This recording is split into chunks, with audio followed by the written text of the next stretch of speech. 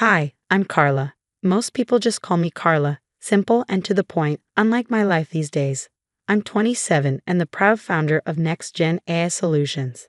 Ever wonder what it's like to have a sister-in-law who might smash your face through a glass door at your own father's funeral? Let me introduce you to Ella Holmes. Her voice dripped with venom at our weekly family dinner. Jassy Holmes, she spat, like my success was a personal affront. My sister-in-law never missed a chance to take a jab at me. My company actually has working products, Ella. I replied calmly, though my grip on the wine glass tightened. We're revolutionizing healthcare.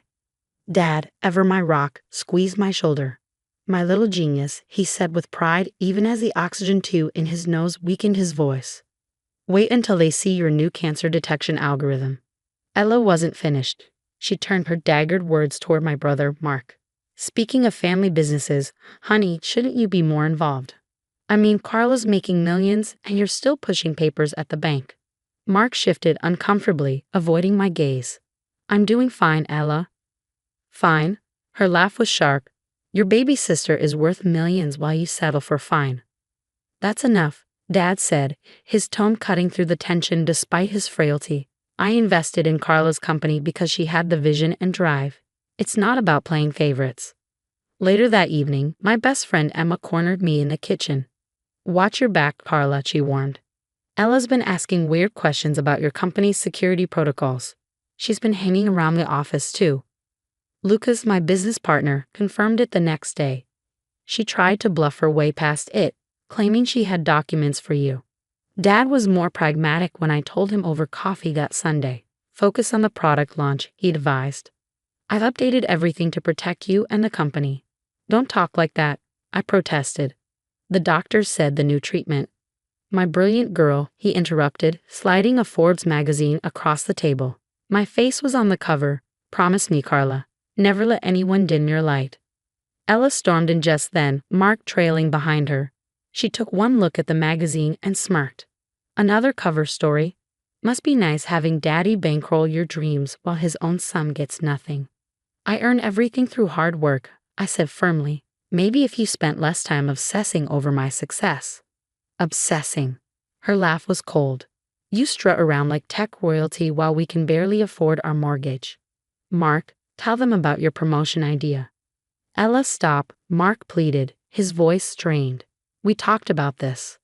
This is my company, I said, meeting her gaze. And my achievements. For now, she shot back. Things change, sweetheart, sometimes faster than you think. Dad's coughing fit shattered the tension. I rushed to his side, helping with his medication as he gripped my hand urgently. Promise me, he whispered. Stay strong, no matter what happens. Always, Dad, I vowed. But I didn't realize how soon his warning would come to haunt me, or how far Ella's jealousy would go. The call came at 3:00 a.m., shattering the quiet darkness. The hospital's number flashed on my phone screen. My stomach dropped. Miss Matthews, the voice on the line said, your father has been rushed to the emergency room. He collapsed at home. I was already grabbing my keys when Mark called. Carla, I'm picking you up. Dad's security system alerted us. The hospital corridors seemed endless. When we arrived, Ella was already there, rifling through Dad's briefcase, which the paramedics had brought in. What the hell are you doing? I demanded, my voice sharp with anger. Someone has to handle things, she snapped, clutching papers like they were her lifeline. You're too busy playing tech queen. Put those down. Now. Before she could respond, the doctor arrived, his grave expression freezing us in place. Mr. Matthews suffered a massive heart attack. We're doing everything we can. Hours dragged by in the waiting room. Mark paced restlessly while Ella whispered furiously on her phone.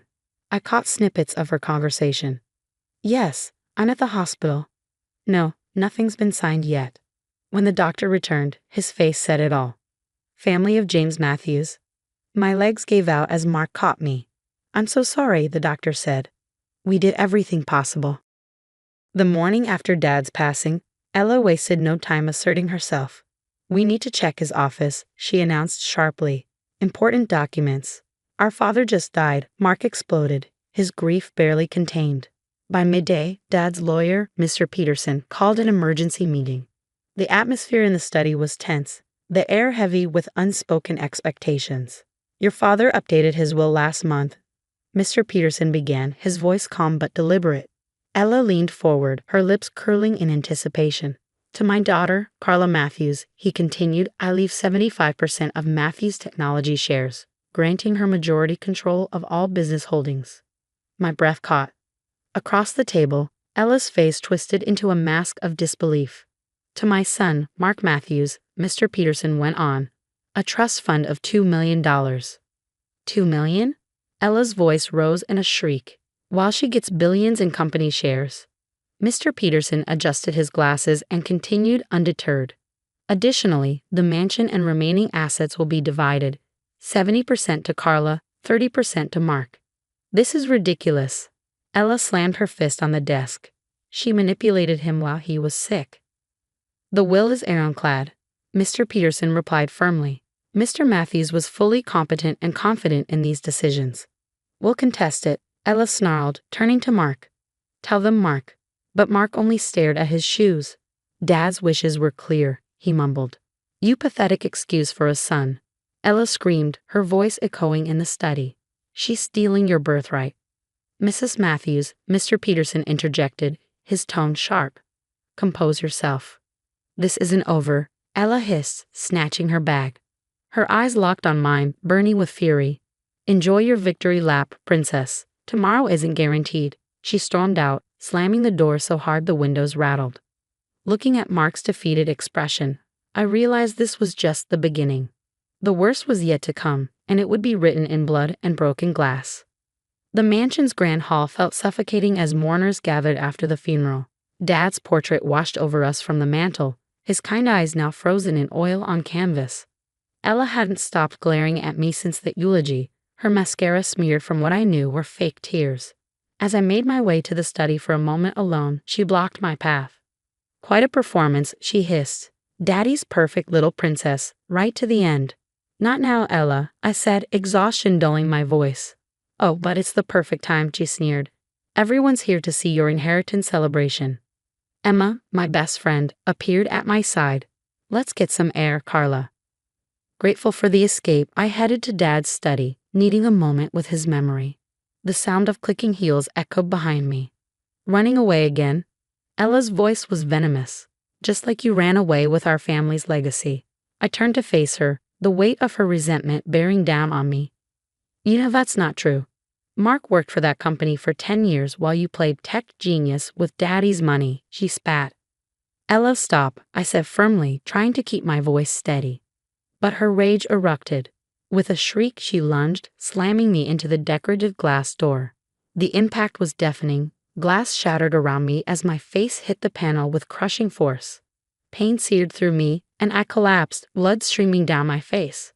I'll destroy everything you love, she hissed, glass shards clutched in her fist, just like you destroyed us. Before she could strike again, Lucas tackled her to the ground. You're insane, he shouted as chaos erupted around us. Guests screamed, security guards rushed in, and camera phones captured the scene. Emma pressed her jacket against my bleeding face. Someone call 911, she cried. Mark's voice cracked as he looked at Ella in horror. What have you done? What you were too weak to do, she screamed back, thrashing against Lucas. Look at her, bleeding like the leech she is. Police sirens wailed in the distance, the flashing lights cutting through the chaos. Officers stormed in, weapons drawn. Everyone down, hands where we can see them. She tried to kill my friend, Emma shouted, holding up her phone. I got it all on video. Ella was cuffed, still screaming accusations. She stole everything. Our future. Our company. Security footage confirmed the attack. As paramedics lifted me into the ambulance, Dad's words echoed in my mind. Stay strong, no matter what happens. In the courtroom weeks later, Ella stood for sentencing, her designer clothes replaced by prison orange. Her arrogance was gone, replaced by hollow desperation as the evidence against her mounted. Assault, theft, fraud, and attempted corporate espionage. The most disturbing charge, the judge said, his voice cold, is the premeditated attack on your sister-in-law. Emma squeezed my hand as the security footage played, the glass door shattering, my bloody face, Ella's wild eyes as she lunged for me again. Your Honor. Ella's voice quivered. I was desperate. The gambling debts. Save it, the judge interrupted. The evidence shows years of calculated fraud. Mr. Peterson rose next, revealing the depths of her crimes. $2.3 million stolen through fake property deals, secret credit cards, and attempted corporate sabotage. Mark slumped in his seat beside me, destroyed by each revelation. I did it for us, Mark. Ella sobbed as officers led her away. She took everything. The judge's gavel fell. 15 years. No possibility of early release. As she was escorted out, Ella's mask finally cracked. Carla, please, she begged. I'm sorry. I traced the faint scar on my cheek, the memory of surgeons warning how lucky I was to keep my eyes still vivid. Your apology means nothing, I murmured, the weight of Ella's sentencing lingering in the air.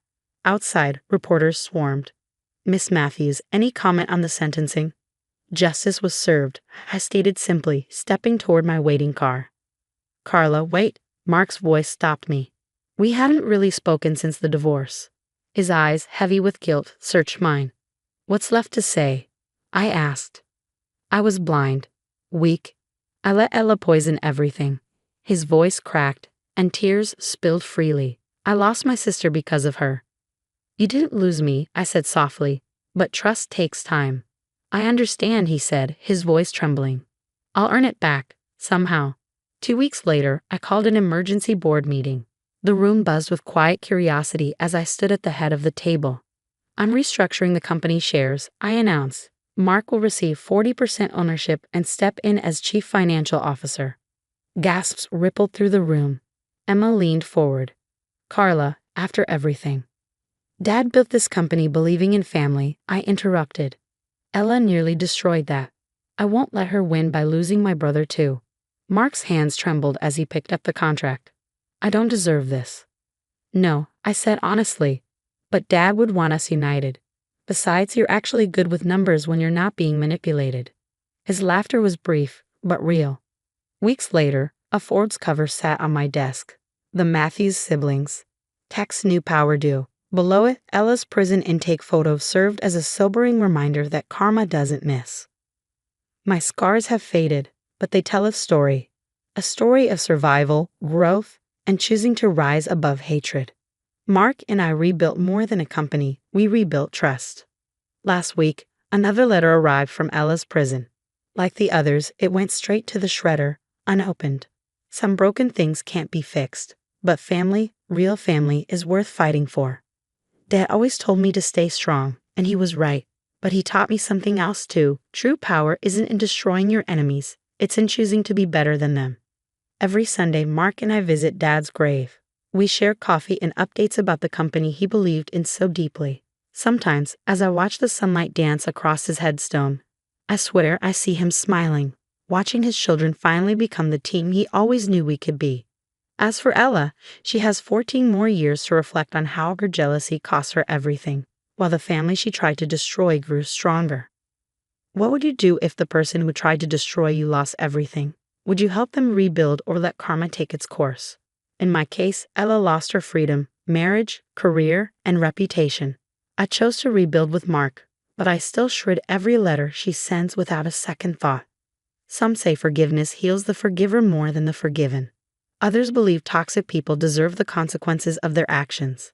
What do you think? Would you extend mercy to someone who tried to destroy you, or is karma justice enough? If you want more stories about overcoming toxic family dynamics and thriving after trauma, hit that subscribe button and notification bell. Your support helps me keep sharing these real experiences. Stay strong, and remember, sometimes the best revenge is living well. Hi, everyone. I'm Maria Mitchell, a 32-year-old dental hygienist who grew up in the foster care system. Today, I want to share how my mother-in-law and husband revealed their true colors. But first, let me tell you how it all began. You're doing amazing work with these patients, Maria, Jennifer said during our lunch break at the dental office. You should seriously think about opening your own clinic someday. That's actually my dream, I admitted, lowering my voice. Don't tell anyone, but I've been secretly saving up. Marcus doesn't know. He likes to handle all our finances. Jennifer raised an eyebrow. Girl, that's a red flag. Why can't you have your own money? It's not like that. I replied quickly, though her words stung. He just wants to make sure we're secure. Deep down, though, I wasn't so sure. Marcus, my husband of 3 years, had a knack for masking control as care. Whenever I brought up my career goals, he'd say, "Baby, why stress yourself? My business is doing great. Just focus on your hygienist work, and I'll take care of the rest." Then there was Barbara, my mother-in-law. She lived just 10 minutes away and never missed an opportunity to remind me of her generosity. "Marcus tells me you want to open a clinic someday, sweetheart," she said one afternoon, her smile saccharine. "That's so ambitious for someone with your background.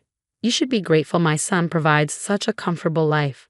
Her words cut deeper than I let on. My only real solace came from Mrs. Rodriguez, my elderly neighbor. One evening, as we shared her homemade tamales, she noticed my troubled expression. "Maija, what's bothering you?" "Just mother-in-law drama, Mrs. R," I sighed. "Barbara found out I'm taking extra shifts, and—" "Let me guess. She told Marcus?" "Yeah. He asked why I needed more money when he gives me everything I need." That same week, I met David Chen, Marcus's business partner, at a company dinner. Something about the way Marcus stiffened when David mentioned finances caught my attention. "Maria, it's nice to finally meet you," David said warmly, though his expression betrayed concern. "Your husband talks about you constantly." "All good things, I hope," I replied, trying to read his face. "Of course," he said, hesitating. "Though I wish he'd mention you during our financial meetings." Barbara quickly cut in, her tone icy. "David, dear, let's not bore Maria with business talk. She's perfectly happy letting Marcus handle all that, aren't you, sweetheart?" I forced a smile, but inside, I was grateful for my secret savings account. Every extra shift, every bonus, $115,000 so far, was tucked away in what I called my escape fund. Jennifer noticed me checking the account balance at work the next day. "Keep stashing that money, girl. Something about your husband and his mama doesn't sit right with me. Just be careful, okay?" I nodded, not realizing how right she was or how soon my world would shatter. The day everything fell apart started like any other. I was organizing files in my home office when Barbara's voice startled me. Well, what do we have here?" I turned to see her holding a bank statement I had hidden in my desk. $115,000, she sneered. "Does Marcus know about this?" "That's private," I snapped, my voice trembling. "How dare you go through my things?" "Private?" she scoffed. "Nothing's private when it comes to my son's money. Let's discuss this in the kitchen." My hands shook as I followed her. She moved deliberately, putting on water for tea. "You ungrateful little gold digger," she hissed. "All these years pretending to be the perfect wife. That's my son's money." "I earned it," I shot back. "Working extra shifts. It's my money." "Oh, so you've been lying to Marcus too." The kettle whistled, shrill and piercing. Barbara grabbed it, stepping closer. "You're going to tell Marcus everything, or I will." "Go ahead," I said, my voice steadier than I felt. "I have nothing to hide." It happened in an instant. The kettle tipped, and scalding water splashed across my arm. "Oh my!" Barbara gasped, her voice dripping with mock concern. "I'm so sorry." I tripped, and my scream brought Marcus running. The pain was excruciating, but what hurt worse was his reaction. "Mom, what happened?" he demanded. "Your wife attacked me," Barbara cried, clutching her pearls in mock horror. "I was just making tea and she lunged at me." "What? That's insane," I protested. She deliberately. "Enough," Marcus snapped, cutting me off. "Mom, get some ice." "Maria, how could you?" Later that night, my phone buzzed with a text from David Chen. "Need to talk. Company finances, Marcus involved. Urgent." We met at a coffee shop the next morning. My arm throbbed beneath its bandage as David got straight to the point. "Your husband's been embezzling funds," he said grimly, "and his mother is helping launder the money through her charitable foundation." I felt the floor drop beneath me. "How long have you known?" "I just got proof," he replied. "I'm taking it to the board next week." "Maria, you need to get out now." Jennifer helped me document my burns at the hospital. "This is assault," she said firmly. "You need to press charges." "I can't. Not yet," I said. "I need to be smart about this." That's when David's sister, Lisa, walked in, Her sharp suit and commanding presence immediately filled the room. David told me everything, she said briskly. I'm a lawyer. We need to talk strategy. Back home, I started recording everything. Barbara's daily visits became a minefield of threats. I've destroyed better women than you, she sneered one morning. Ask Marcus's ex-girlfriends. Marcus wasn't much better. Where were you today? He asked one evening, his tone accusing. At work, like always, I replied, keeping my voice calm. Mom says you're plotting something. Don't test me, Maria. I plugged in my hidden recorder, catching every word. Those burns were your fault, he growled. You're lucky Mom didn't press charges. Jennifer was my lifeline during lunch breaks. I found you a safe apartment, she said, sliding me a key. 3 months deposit paid. I can't let you. Shut up and take the help, she snapped. Lisa's got your legal stuff covered. We're getting you out. That night, I stared at my burnt arm in the mirror, and everything became crystal clear. The controlling behavior, the gaslighting, the accidents, it was all connected. Barbara hadn't stumbled upon my savings, she'd been searching for ammunition. And Marcus, he wasn't just complicit. He was worse than his mother. I sent everything to Lisa, bank statements, recordings, photos of my burns, documentation of Marcus's growing financial control over the years. Her response was immediate. Got everything. Building your case, stay safe, and act normal. 2 more weeks, max. Those 2 weeks felt like an eternity. The pieces of Marcus and Barbara's dark past started falling into place when Lisa arranged a meeting with Amanda, Marcus's ex-girlfriend. I can't believe she's still pulling the same tricks, Amanda said over coffee. The accidental burns. She did that to me, with hot coffee. How did you get away? I asked. I ran before the wedding, Amanda admitted. Lost my job, my apartment, but I saved my life. Barbara told everyone I was unstable. And Marcus. He always sided with mommy dearest. But it started small, financial control, subtle manipulation. Then I found documents about missing company money. Lisa arrived with a stack of files. 3 other women have come forward, she said, her tone grim. All former daughters-in-law, all with similar stories. One was hospitalized.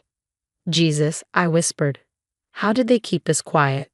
Money and threats, Lisa said. Barbara's foundation paid them off. But here's the kicker. The foundation's books don't add up. That night, Barbara showed up uninvited, as usual. That arm healing well? She asked, her voice saccharine. Such a shame about your accident. We both know what really happened. Careful, Maria. Memory can be tricky when you're unstable. Mrs. Rodriguez was outside watering her plants when Barbara's nastiness reached its peak. You'll end up like the others, broke, alone, crazy. Who believe a foster kid over us? Later, Mrs. Rodriguez knocked on my door with tea. I heard everything, Maija, she said softly. I'm recording them too now. My security cameras don't miss much. Jennifer helped me secure my savings, transferring small amounts under $10,000 to avoid detection. Let Marcus think you're still working extra shifts, she said. The money's safe now. David called an emergency meeting at his office. The board meets next week, he said. I've got proof of everything, embezzlement, foundation fraud, all of it. What about Barbara? I asked. She's the key, David said. The foundation is her weak spot. Once that falls, the rest will collapse. Back home, Marcus's paranoia was escalating.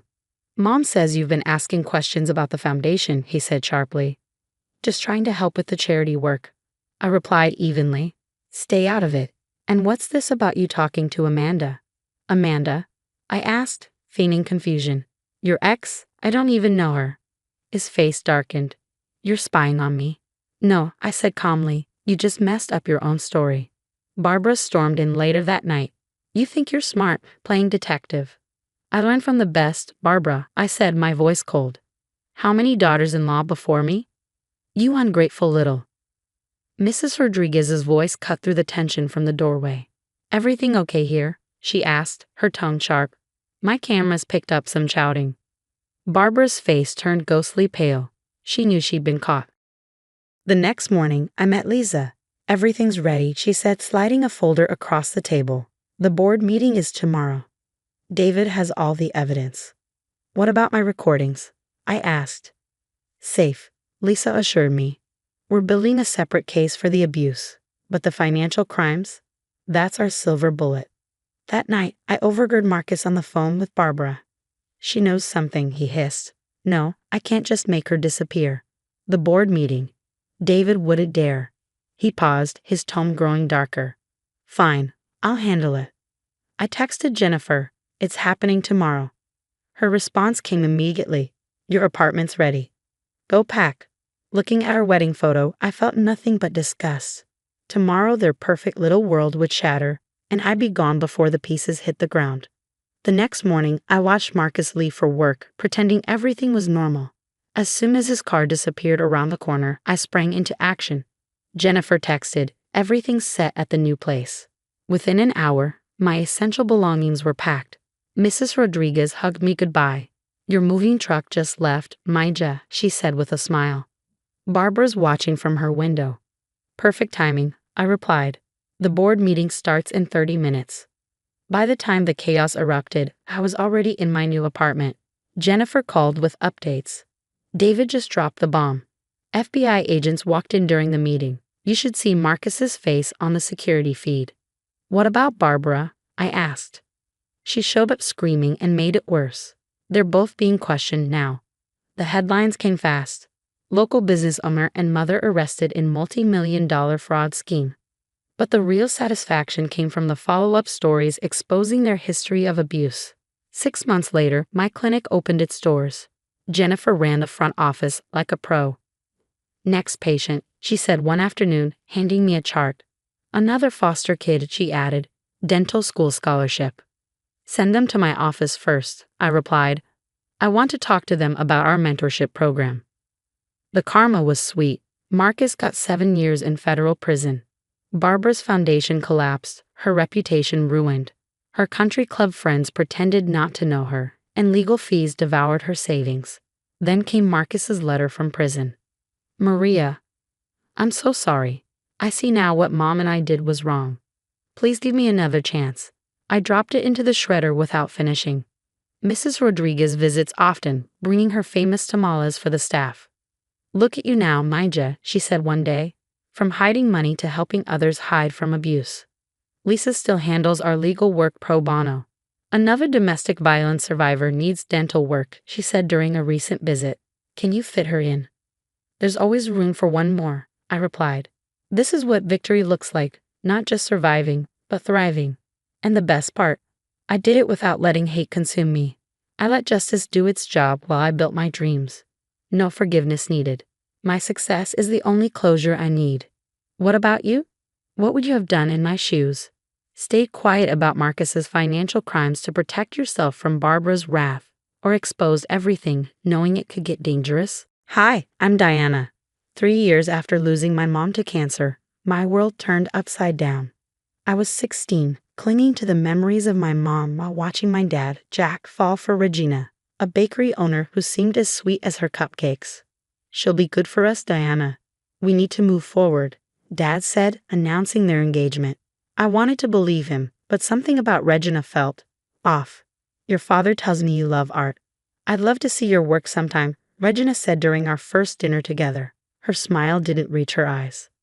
Then came Macy, Regina's daughter. Nice room. Guess we'll have to share since Mom wants me close to her, she said, dumping her designer bags on my floor like she owned the place. I found refuge at the Silver Lane Gallery after school, where I worked arranging displays. Your eye for detail is remarkable, my boss would say. At least someone appreciated my passion. Patsy, darling, could you help out at the bakery this weekend? Just a few hours, Regina asked one Friday. Those few hours turned into every weekend. Then after school too. No pay, just family duty. But I have my gallery job, I protested. Family comes first, sweetheart. Besides, your little art hobby can wait, Regina said. Mrs. Chen, our elderly neighbor, always seemed to be watering her plants when drama unfolded. Young girl, I see everything from my window, she said one afternoon. Your stepmother reminds me of someone I once knew. Be careful. Even my best friend Lisa noticed the changes. She's all sweet when your dad's around. But I see how she looks at you when he turns away, Lisa whispered over lunch. She made me quit my gallery job, I confided. says I need to focus on learning the bakery business. She's trying to control everything about you, Lisa said, her eyes narrowing. My art teacher, Miss Thompson, became my sanctuary. Your latest piece shows such raw emotion, Diana. Are you okay? She asked. I'm fine, I lied, while Regina's Instagram portrayed a perfect blended family. #blessed, #family first, #stepmom life. Look how many likes our family photo got. Regina beamed at dinner. Patsy, next time wear something more presentable and smile more. Dad was barely home, always traveling for work. Regina's doing her best, he'd say during our brief phone calls. Give her a chance. But how could I, when she was erasing everything that made me me, my art, my job, my space? Everything had to fit her perfect family narrative. Remember, Macy whispered one night, her voice like a dagger, Mom always gets what she wants. Always. The way she said it sent chills down my spine. Little did I know, the nightmare was only beginning. With Dad taking more business trips, Regina stopped pretending. Her true colors bled through. Look at Macy's perfect grades. Why can't you be more like her? She'd snap during dinner, while Macy smirked behind her phone. My art portfolio for college was due, but Regina ensured I had no time to work on it. Art won't pay the bills, Patsy. Look at your father. He works in the real world. Then came her birthday. It was an obsession, a social media spectacle. I want you to bake my cake. It needs to look exactly like this. She shoved a magazine photo of an impossibly intricate 4-tier cake into my hands. But I've never made anything that elaborate, I said, my voice trembling. Are you saying you're not capable, after all the time you've spent in my bakery? Regina's eyes glinted with a dangerous malice I'd come to fear. Determined not to fail, I spent hours in the kitchen.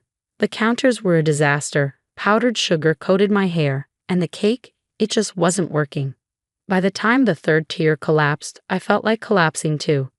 Regina stormed in, her heels clicking sharply on the tile.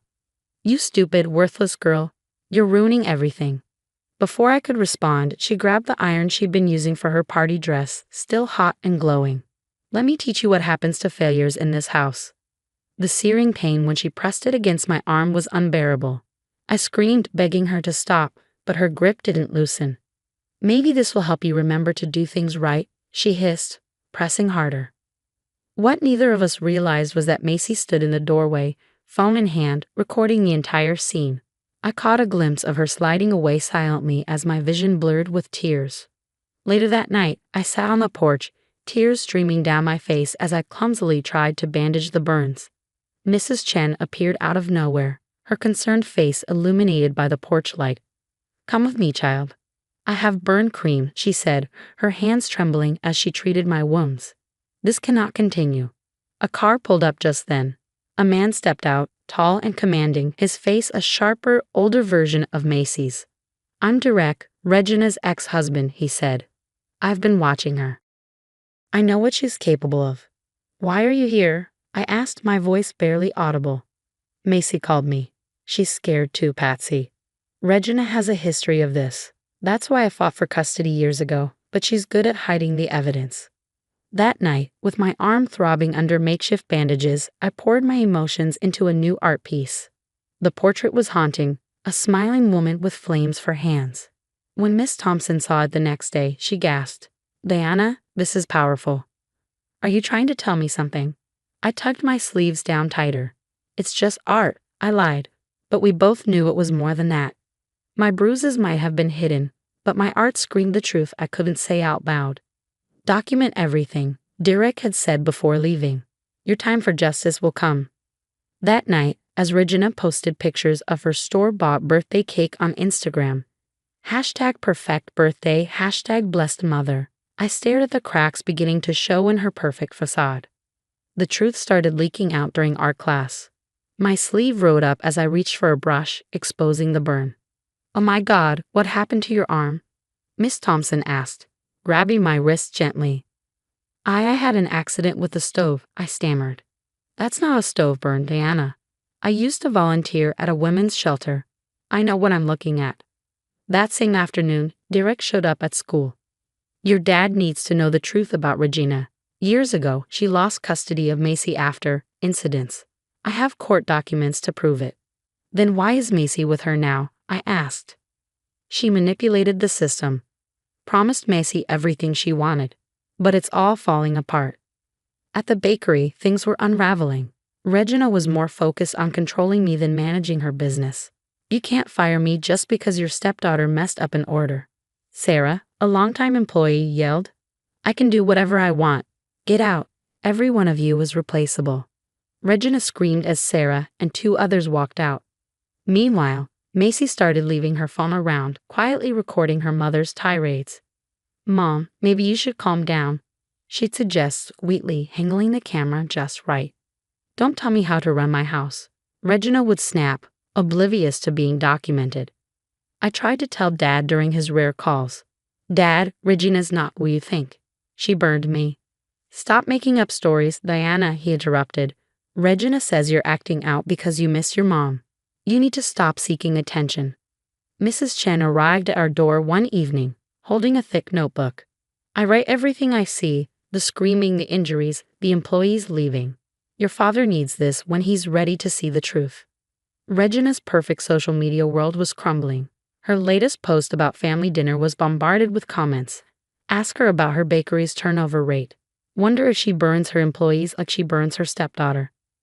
Regina went ballistic, deleting comments as fast as they appeared. They're all lying. They're jealous of our perfect life. Macy cornered me in our room that night, her face pale but determined. I have videos, Diana. Lots of them, she confessed, voice trembling. Mom, she did the same things to me when I was younger. That's why Dad left. Why didn't you tell me? I asked, feeling both betrayed and heartbroken. Because I thought if I played along, stayed her perfect daughter, she wouldn't hurt me again. I was wrong. She just found a new target. The next weeks were chaos. The bakery's reviews plummeted. Worst management ever. Owner too busy terrorizing her family to run a business. Regina's rage grew with every bad review. This is your fault, she screamed, her face twisted with fury. You've turned everyone against me. But for the first time, I wasn't scared. Unlike before, I wasn't alone. Mrs. Chen was watching. Miss Thompson was watching. Derek was investigating. And Macy was recording everything. Your perfect family is falling apart, I said, my voice steady. And you did this to yourself. The look in her eyes told me I'd pay for that comment, but this time I was ready. We all were. Everything unraveled faster than one of Regina's overpriced cakes.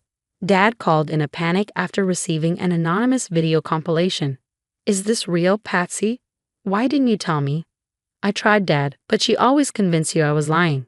The health department raided the bakery after anonymous tips. They found expired ingredients, rat droppings, and falsified inspection documents. Regina's Instagram perfect life imploded as #ReginaTheAbuser trended. Her followers watched her meltdown in real time. You ungrateful brats. I gave you everything, she screamed in one video. You gave us trauma, Macy replied calmly. Dad filed for divorce the same day. Regina was arrested for child abuse. The evidence was overwhelming. Mrs. Chen's meticulous diary, teacher testimonies, medical records of my burns, and Macy's videos. 5 years flew by. I graduated from art school with honors, and the opening night of my gallery, Phoenix Rising, Art of Survival, drew hundreds of people. Meanwhile, Regina worked the register at a gas station, her designer clothes replaced by a polyester uniform. Her bakery was gone, replaced by a thriving cooperative owned by her former employees. Your work is changing lives, a young girl told me at the gallery. It helped me speak up about my own abuse. In that moment, I knew everything I endured had a purpose. My art had become a voice for those still trapped in silence. Last I heard, Regina tried opening a home bakery, but her reputation followed her. No one wanted cakes from the woman whose abuse went viral. I looked around at my success, the gallery, my healing, my chosen family, and realized Regina had given me one thing, the fuel to rise above her flames. And Regina, she's exactly where she deserves to be, alone, watching through a gas station window as her victims thrive without her. But here's the lingering question. Is forgiveness truly necessary for healing? I refused to forgive Regina. Even as she lost everything, I succeeded, healed, and built a beautiful life. Forgiveness wasn't part of my journey, and yet, I found peace. What's your take? Should survivors feel pressured to forgive their abusers to complete their healing? Or is it enough to simply let go and move forward? Hi, everyone. I'm Helen Tyler, 33 years old and one of the top real estate agents in Boston, a title I earned through sheer determination after growing up with almost nothing. But this story isn't about my success.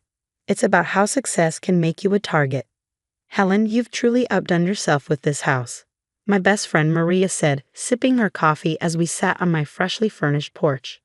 Thanks, Maria. 3 years of saving every commission and enduring that tiny studio apartment finally paid off. I smiled proudly, though the shadow of my mother-in-law's disdain hung over me. Of course, according to Andrea, this house is quaint, not quite up to what her precious son deserves. Maria rolled her eyes dramatically. Speaking of the devil's favorite pediatrician, how's married life treating you? Jack is wonderful when his mother isn't pulling his strings, I admitted. Just yesterday. Helen, darling. Andrea's voice cut through the air like nails on a chalkboard as she waltzed up my driveway uninvited. Andrea. I greeted her stiffly, inwardly cringing. Before I could say more, Jack's voice followed hers. Mom, what are you doing here? He called out, walking up from the driveway, still in his scrubs. Andrea clasped her hands as if she'd just spotted a celebrity. Oh, Jack, sweetheart, your father and I were just talking about you over lunch. He agrees. You're working far too hard at that public hospital. My friend Margaret's private practice is hiring. You'd make such a better impression there. Jack sighed. Mom, we've been over this. I love my job. I'm not switching. But darling. Eleanor, there you are. Patricia, Andrea's equally insufferable sister, barged through my still open front door. You won't believe what Margaret told me about Helen's old neighborhood. She gave me a condescending smile. Speaking of family, Robert and I are hosting Sunday dinner. Helen, dear, try to dress appropriately this time. I glanced at Jack, whose expression crumbled under the weight of yet another confrontation. Years of Andrea's emotional manipulation had worn him down. Actually, I said firmly, we already have plans. But it's family dinner. Andrea gasped. Jack hasn't missed one, not even when he had the flu last year. Remember how I nursed you back to health, sweetheart? Mom, Jack began, but I cut him off. It's fine, Jack. This was my life now, a revolving door of Wilson family drama, with my husband caught in the crossfire and my home turned into their personal gathering spot. Little did I know, though, that Andrea's antics were only beginning. The next escalation came over a mahogany dining table at Andrea's house. She had summoned me under the guise of an important birthday discussion. Helen, dear, Andrea began, clasping her perfectly manicured hands. You clearly don't understand Wilson family traditions. For milestone birthdays, we give substantial gifts. When Robert turned 60, his brother gave him his beach house. I frowned. This is my house, bought with my own money, before I even met Jack. Exactly, Andrea said with a syrupy smile. That's why it would make such a meaningful gesture. Show us you're truly committed to becoming a Wilson. I stared at her in disbelief and, without a word, discreetly started recording the conversation on my phone. Let me get this straight. You're banning me from your birthday celebration unless I sign over my house to you. Don't be so dramatic, Andrea replied. I'm simply suggesting that if you want to be included in family traditions, you need to demonstrate proper family values. My phone buzzed. A text from Maria. You won't believe what I just heard at the country club. Your NIL's been showing some decorator around your house. Who's Amanda Phillips? I asked Andrea, watching her expression. Andrea blinked, feigning innocence. I don't know who that is. Really? Because she's telling everyone she's redesigning my house after your birthday. Well, Andrea said with a dismissive shrug, I naturally assumed you'd want to give me something special. At that moment, Jack walked into the dining room. Mom, what's going on? Helen looks upset. Oh, honey, I was just explaining our family tradition to your wife, Andrea cooed. She seems resistant to embracing it. What tradition? Jack asked, his brow furrowing. Your mother wants me to sign over our house as her birthday gift, I said evenly. Jack froze. Mom, that's insane. Jack Wilson. Andrea's voice rose, sharp with indignation. After everything I've sacrificed for you, this is exactly what I warned everyone about. Andrea's voice climbed to a shrill pitch, her eyes blazing with righteous indignation. She's turned you against your own mother, Jack. Just like she trapped you with that house in the first place. Trapped him? I snapped, my voice trembling with restrained fury. What are you even talking about, Andrea? Oh, don't play innocent, she sneered. Everyone knows you bought that house to lure my son into marriage. Poor Jack was too naive to see through your gold-digging scheme. My hands clenched into fists. I bought that house years before I even met Jack. I have the paperwork to prove it. Jack stepped forward, his voice tight with disbelief. Mom, how could you say that? Helen worked hard for that house. Hard work? Andrea laughed bitterly. Please, we all know about her arrangements with certain clients. Before I could respond, the front door swung open, and Maria marched in, clutching a folder. Perfect timing, she said, glaring at Andrea. Actually, Andrea, I've got some interesting documents here. Remember the Hendersons? They're saying you pulled the same stunt with them. Demanded their summer cottage for Robert's 55th birthday. And the Paddles? Their vintage car collection. Andrea's face paled. That's private family business. Just like how you bankrupted your own sister trying to get her vineyard. Maria added coldly. Patricia told me everything. Jack turned to his mother, his expression devastated. Mom, is this true? Jack, darling, Andrea said, her tone turning saccharine. You don't understand. Everything I do is for this family's reputation. Helen simply isn't good enough for you. I mean, look at her background. Jack's jaw tightened. The only thing not good enough here is your behavior, he said quietly. We're leaving. And Mom, don't bother sending that birthday invitation. As we walked out, Andrea's voice echoed behind us. You'll regret this, Helen. Nobody refuses Andrea Wilson. Nobody. Little did she know, I had recorded the entire conversation. The next day, I met Patricia over coffee. Her face went pale as I played the recording. This is exactly what she did to Claire, Patricia said, her voice trembling. Jack's college girlfriend. Andrea demanded her family's lakeside cabin as a family gift. When they refused, what happened? I asked. Andrea destroyed her, Patricia whispered. She spread rumors. Pregnancy scams, drugs. Claire's family had to move away. I stayed quiet then, not anymore. My phone buzzed with another message, this one from Robert's investment advisor. Mrs. Tyler, we need to discuss concerning transactions from your in-laws' accounts.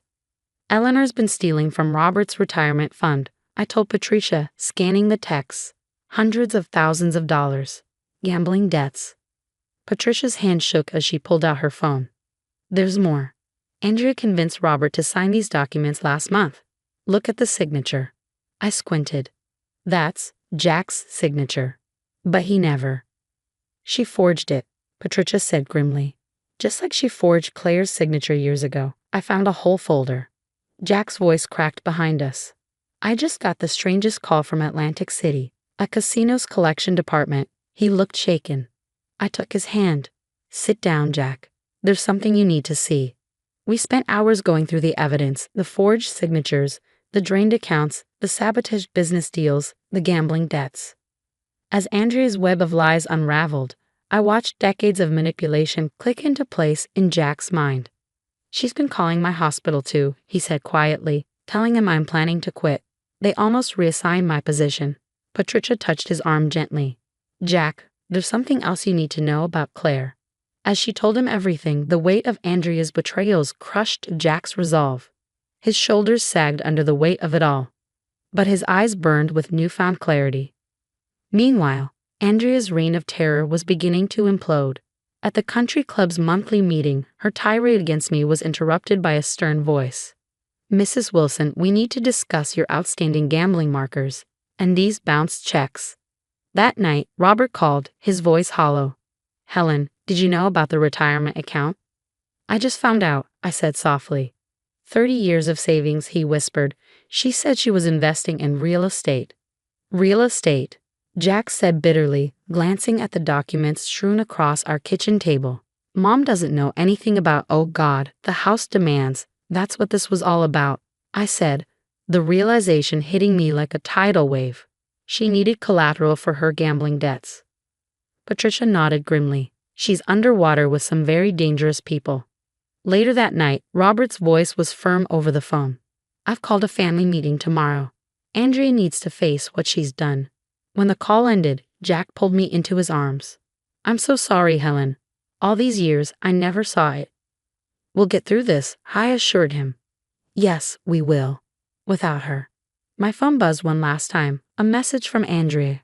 You'll pay for this, Helen. I made Jack who he is. He's nothing without me. Nothing. But her threats were hollow now. The truth was out, and her meticulously constructed world was crumbling. In the lawyer's office the next day, Robert's voice was steady but heavy with emotion. The papers are signed. After 35 years, I never thought it would end like this. You left me no choice. Andrea screeched, her voice raw with desperation. If Helen hadn't turned everyone against me. You stole my retirement, Andrea. Robert interrupted coldly. You forged our son's signature. The gambling, the lies. At that moment, a burly man appeared in the doorway. About Miss Wilson's markers at Golden Sands Casino. I'm not responsible for her deaths, Robert said, his tone final. We're divorced now. Weeks later, Maria sent me a text. Just drove past Andrea's new place. You won't believe it, she's in that tiny complex by the highway. Jack returned from his therapy session that evening, looking lighter than I'd seen him in years. Dr. Stevens helped me understand so much about my childhood, the manipulation, the guilt trips. I can't believe I let her control me for so long. He smiled softly. Dad called. She tried to crash Margaret's garden party. They had to escort her out. Apparently, she was screaming about how everyone betrayed her. Meanwhile, my real estate business was thriving without Andrea sabotaging deals behind the scenes. 3 bids had come in for my newest development that week alone. Months passed. My empire grew stronger, and my confidence soared. I even bought the building Andrea was evicted from. Karma, as they say, works in mysterious ways. The holidays arrived, and our annual party was in full swing. Friends, family, and laughter filled our home.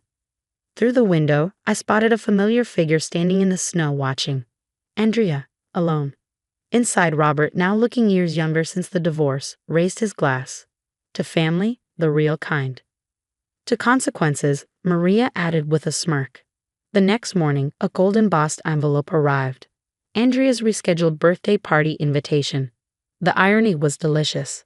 I took a red marker, wrote return to sender in bold letters, and added a sticky note. Unlike houses, some gifts are easy to return. Through my office window, I watched the mail carrier pick it up.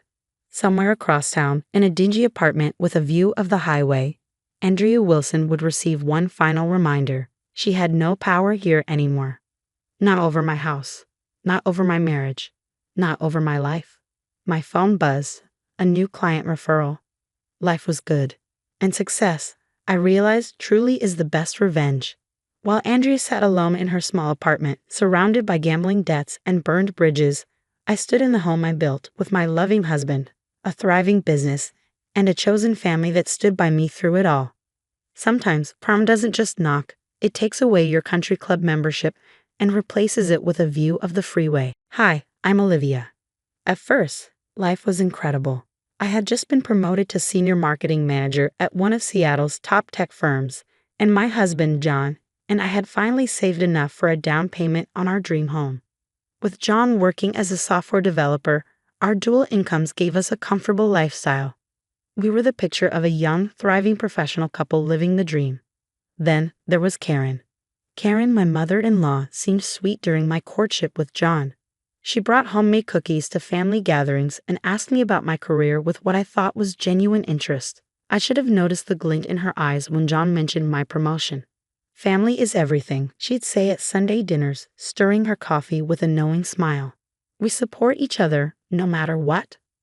The first red flag appeared at Easter dinner, 3 months after our wedding. John tells me you're making 6 figures now, sweetheart, Karen announced, her voice slicing through the chatter at the table. Everyone paused mid-bite. You know, your cousin Jessica is struggling with her student loans. Mom, we talked about this, John said, his voice faltering just enough to betray his discomfort. Karen wasn't fazed. I'm just saying we're family. When I was young, we all pitched in. Your Aunt Mary paid for my nursing degree. Her tone dripped with Oscar-worthy guilt. I kept my composure. We're saving for our future right now, but I can help Jessica with her loan applications if she'd like. The look Karen gave me could have curdled milk. That was just the beginning. After that, the subtle jabs started. Comments about how young couples today were so selfish, how real families shared everything, how she'd raised John to understand family obligations. At every gathering, Karen would corner me in the kitchen, recounting tales of relatives who abandoned the family by refusing to share their wealth. She began showing up unannounced at our house with sob stories about distant cousins and their financial woes. The breaking point came last week. Karen called a family meeting at her house. When John and I arrived, we found not just Karen but all three of John's siblings and their spouses seated and solemn. "Olivia, dear," Karen began, holding a neatly typed sheet of paper. "I've calculated everyone's contributions to the family fund based on their incomes. Your monthly share would be $3,000. I stared at her, dumbfounded. "Excuse me?" "It's for the family emergency fund," she explained, her voice as sweet as syrup. "Everyone contributes based on their income." Then, with that sugar-coated smile, "John's already agreed." I turned to John, but he couldn't meet my eyes. That's when I realized this wasn't just Karen meddling. It was her attempt to control our lives through money. The car ride home was painfully silent. John opened his mouth a few times as if to say something, but no words came out. Finally, he spoke. "Maybe Mom has a point about family obligations." I nearly swerved off the road. "Are you serious? $3,000 a month for a fund we've never even heard of?" "You don't understand," he said, his tone defensive. "This is how we've always done things. Mom managed all our finances growing up. She knows what she's doing." That was just the start. Within days, the whispers began. John's sister, Emma, called, her voice dripping with concern. "Everyone's worried about you, Olivia. Karen says you've been hoarding money while family members are struggling." At family gatherings, the shift was palpable. Relatives who once chatted warmly now avoided me. Conversations stopped abruptly when I entered the room. Karen had been busy spreading her narrative. "Did you know Olivia bought a designer purse while poor Jessica might lose her apartment?" I overheard Karen telling John's Aunt Beth at a barbecue. For the record, the designer purse was a $50 clearance find, and Jessica's apartment troubles were news to me. John grew more distant with each passing day.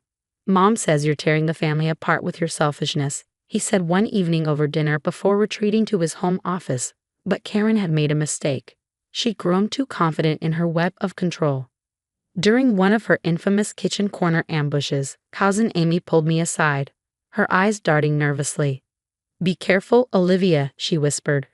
"Karen did this to my mom years ago. Convinced her to hand over her inheritance for the family fund. Mom never saw a penny of it again." That revelation was my tipping point. I started dating, and what I uncovered painted a chilling picture. Uncle Pete's failed business, Karen had managed his startup funds. Aunt Sarah's mysterious debt that forced her to sell her house. Another case of Karen's financial help.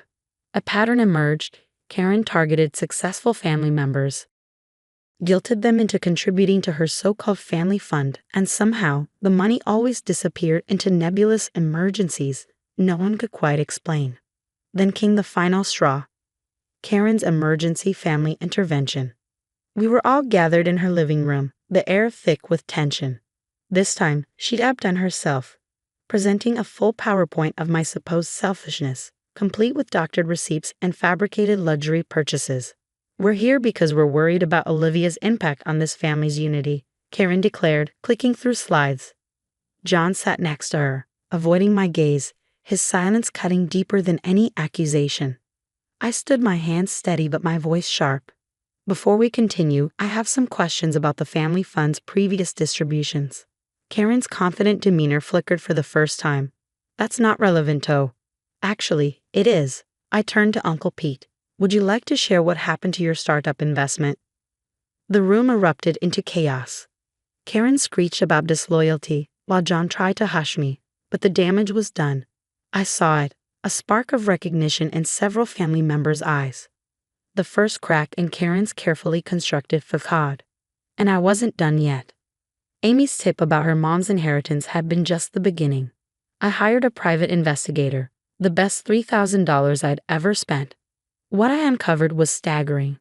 Karen's family fund was a black hole of debt and deceit. maxed out credit cards, remortgaged houses, and personal loans taken out in various family members' names. She told my mom that money went to cousin David's medical bills, Amy whispered one night, her hands trembling as we pored over the documents on my kitchen table. David never had surgery. I started a group chat, carefully adding family members I suspected were Karen's victims. The stories poured in. She convinced me to co-sign a loan for her investment property.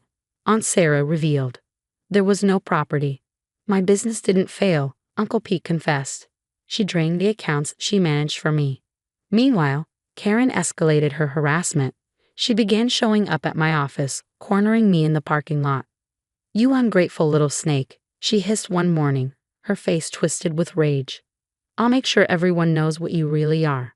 I recorded everything. When John stumbled upon my investigation files, his reaction was explosive. Not at Karen, but at me. "How dare you investigate my mother?" he shouted. "She's done everything for this family. She's stealing from everyone, John. Look at the evidence." "I want a divorce," he said coldly. "Mom was right. You were never really family." I didn't cry. Something inside me had been bracing for this moment. "Okay, John. But before you go, you might want to check your credit report. Your mom opened 3 cards in your name last year." He called me a liar and stormed out, straight to Karen's house, of course. But I wasn't done. At a company charity gala, Karen made her boldest move yet, crashing the event and telling my CEO that I'd been embezzling family money. I let her talk. Then, during my scheduled presentation, I stepped up to the podium. "Since we're discussing financial responsibility," I began, clicking to my first slide, "let's talk about the real numbers." The screen filled with evidence: Karen's debt schemes, forged signatures, fraudulent loans. Videos of her threats played on a loop. "You're ruining my family," Karen shrieked, lunging for the podium. Security held her back as she spiraled into a tirade about ungrateful children and family loyalty. In the stunned silence that followed, 3 of my coworkers came forward, admitting Karen had contacted them too, trying to spread her lies. Phase 1 of Karen's takedown was complete. The real reckoning came at the Thompson family reunion. Normally a potluck filled with forced smiles, this year I brought receipts, literally. Before we start the usual festivities, I announced, standing at the front of the community center, "We need to discuss what happened to the family fund." Karen's face turned ashen as I projected bank statements, loan documents, and credit reports onto the screen. Years of her financial abuse laid bare in black and white. The room fell silent as I walked through each scheme. Jessica's non-existent student loans, David's fake medical bills, Amy's mom's stolen inheritance. That money was meant for family emergencies. Karen tried to interject, but Aunt Sarah was the first to rise. "Like the emergency where you took my house down payment and blamed it on bad investments?" Her voice shook with restrained anger. "I lost my dream home because of you, Karen." The room was silent, the weight of her words hanging heavy. Then Uncle Pete stood. "My business didn't fail because of me. It was because you drained the accounts I trusted you to manage." Cousin David was next, his face pale. "What surgery? I never had surgery. You told everyone I needed money for medical bills." One by one, they stood, each revelation hitting like a thunderbolt. Years of Karen's manipulation unraveled in mere minutes, each new betrayal stripping her power away. "You all agreed to help." Karen's voice rose hysterically, her composure slipping. "Tell them, John. Tell them how this family works." But John wasn't defending her this time. He was staring at the credit report in his hands, his face ashen. It showed $87,000 in loans he'd never taken out, each one bearing his mother's perfectly forged signature. "Mom, how could you?" His voice was barely a whisper. Karen's face twisted, her mask finally cracking. "Everything I did was for this family," she shrieked, lunging for the laptop and knocking over chairs in the process. "You're all ungrateful. I controlled this family for 30 years. The room went silent, her unintentional confession echoing. Karen froze, realizing what she just admitted. The fallout was swift and spectacular. Within hours, 3 families contacted lawyers. John, finally confronting reality, discovered that his savings had been drained. His mother had secretly accessed his accounts. He'd lost everything enabling her schemes. "Olivia." John approached me after the chaos, looking hollow and broken. "I should have listened." "Yes, you should have," I said. I felt no satisfaction, just relief. Good luck with the credit fraud charges. Karen's empire crumbled in weeks. Family members cut contact entirely. Her church asked her to step down from the charity board. Her country club friends abandoned her once her schemes came to light. Last I heard, she downsized to a small apartment, her assets frozen pending investigation. As for me, that promotion I mentioned at the beginning of this story turned into a full executive position. My CEO said, "Anyone who can handle a crisis like that deserves a spot in upper management." I sold the house John and I had planned to share and bought a sleek downtown condo just for me. Amy and several cousins are regular dinner guests now. Our bonds have grown stronger without Karen's toxicity. Sometimes healing means burning bridges and building new ones. The divorce papers came through last week. John tried one last time. "We could start over," he texted. I left him on read. Instead, I took myself to Hawaii. The ocean view from my hotel room is stunning, and the Mai Tai I'm sipping tastes like freedom. Because sometimes the best revenge isn't about getting even. It's about breaking free and thriving on your own terms. After all, family is everything, right, Karen? What would you have done if you were John? Would you stand by a manipulative parent who opened credit cards in your name and drained your savings, or support a spouse who uncovered the truth? Drop your thoughts in the comments. Let's talk about family loyalty versus protecting yourself from toxic manipulation. Would you ever give someone like Karen a second chance? If you enjoyed this story of financial manipulation and sweet revenge, consider subscribing for more real-life drama and satisfying karma. Don't forget to hit that like button and turn on notifications so you never miss an installment of Family Karma Served Cold. Hi everyone, I'm Amanda, a 29-year-old marketing executive living in Chicago. Trust me, the wedding drama is just the beginning of my family's theatrics. You're just like your mother, always needing to do things your own way. Grandma Eleanor snapped, her words laced with her signature disapproval. It's a refrain I've heard my entire life. Grandma has been my guardian since I lost my parents in a car accident when I was 8, and while I'm grateful to her, she's turned every family gathering into her personal theater of control. Have you thought about joining the Ladies' Society? She pressed during our weekly family dinner. Rebecca's already on the board, and she's younger than you. I'm focused on my career right now, Grandma, I replied, keeping my tone even.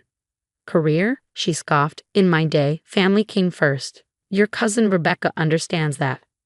Perfect Rebecca, sitting smugly across the table, offered a polite smile. The society's hosting a charity gala next month. You should come, Amanda. Maybe bring Marcus. Marcus, my fiancé, gave my hand a reassuring squeeze under the table. We'd only announced our engagement last month, and already Grandma was trying to orchestrate every detail. Speaking of details, Aunt Patricia, Grandma's ever-loyal shadow, piped up. Have you set a date yet? The country club books up quickly, and Eleanor's been a member for 40 years. Actually, I started. We're thinking of having it at the modern downtown. Grandma's teacup clattered against its saucer. The modern? She repeated, aghast. No granddaughter of mine is getting married in some trendy venue. We've had every family wedding at the club since 1952.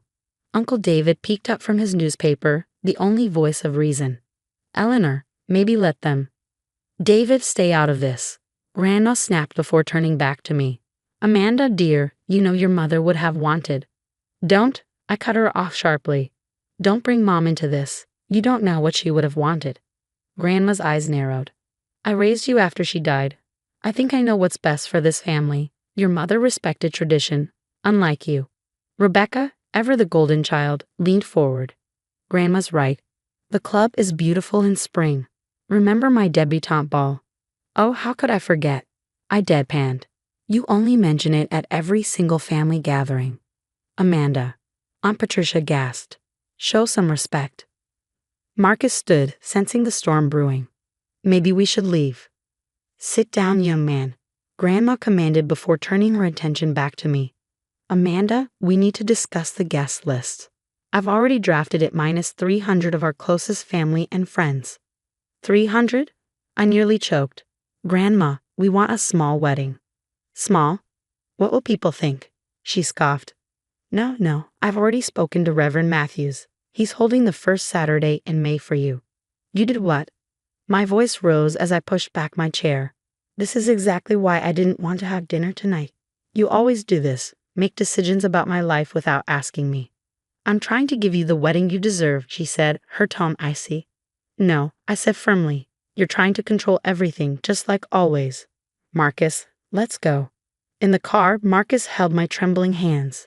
You okay? He asked softly. No, I whispered, swallowing back tears.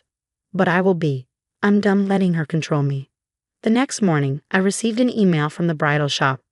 My appointment had been modified to include a vintage fitting. Confused, I rushed to the boutique, only to find Grandma Eleanor already there, clutching a yellowed garment bag. Surprise, darling, she beamed. I brought my wedding dress. 5 generations of brides in our family have worn this. No, I said, my voice firm. I've already chosen my dress.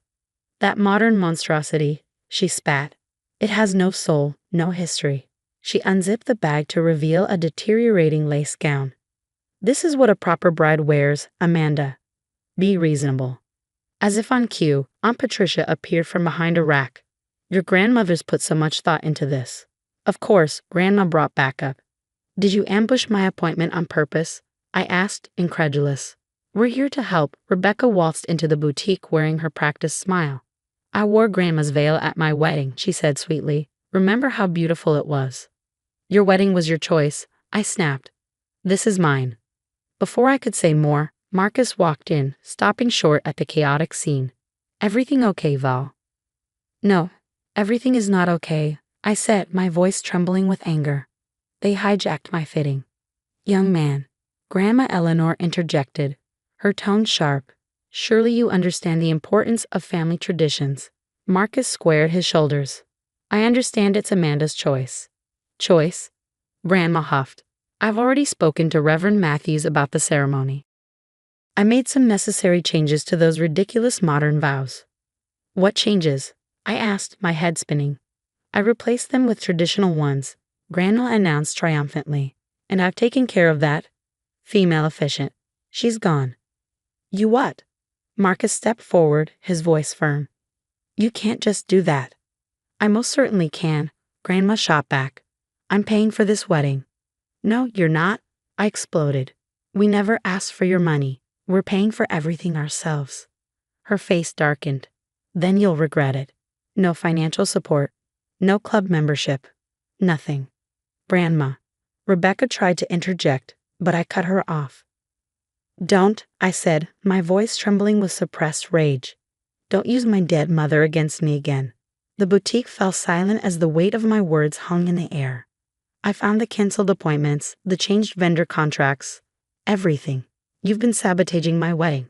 I've been fixing everything, Grandma shot back. You're too young to understand. I'm 29, I said, my voice steady. I run marketing campaigns worth millions. I'm not a child, and you don't control me. Amanda, please, Aunt Patricia pleaded, reaching for my arm. Your grandmother knows best. No, she doesn't, I said firmly, pulling away. And you're just as bad, always enabling her. Rebecca too, always playing along, making everyone else look bad for having boundaries. That's enough, Grandma said, her voice trembling with fury. If you don't wear this dress, if you don't follow tradition, then what? Then disown me, I said, meeting her glare. Go ahead. I'd rather have no family than one that doesn't respect me. Marcus took my hand. Let's go, Val.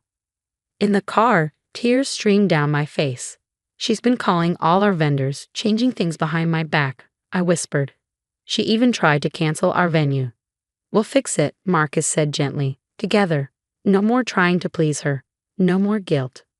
The wedding day arrived, and as Lisa, my best friend, adjusted my veil, the bridal suite door burst open. Grandma stormed in, clutching her yellowed dress bag, followed by a parade of elderly relatives I barely recognized. This ends now, she declared. Margaret, show her the photos. Every woman in this family has worn this dress.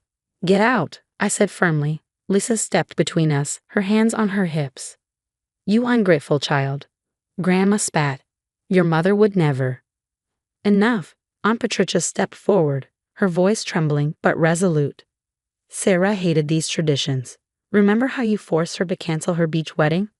Patricia, hold your tongue. Grandma snapped. No, I've held it too long, Aunt Patricia said. You did the same to my sister, and now she won't even speak to us. Guests began gathering at the door as Grandma raised her voice, deliberately loud. Amanda is destroying our family legacy. This modern ceremony is a disgrace. The only disgrace, Uncle David's voice cut through the commotion, is how you're acting, Mother. David, stay out of this, Grandma shouted. No, he said firmly, you drove half our family away with your control. Sarah wanted something different for Amanda. You don't know what Sarah wanted, Grandma hissed. Yes, I do, he said, pulling out an envelope. She left a letter for Amanda. I've kept it since the accident, waiting for the right time. What letter? I asked, my hands trembling. Don't you dare, Grandma warned, lunging for it. But Uncle David handed it to me. I opened it with shaking hands and began to read aloud. Amanda, I read, tears streaming down my face. Don't let anyone force you into their mold, especially not my mother. Live your life, my wayward little star. This is ridiculous, Grandma barked. Rebecca, tell them. But Rebecca's perfect facade finally cracked. Like how you convinced me to break up with James because he wasn't from the right family?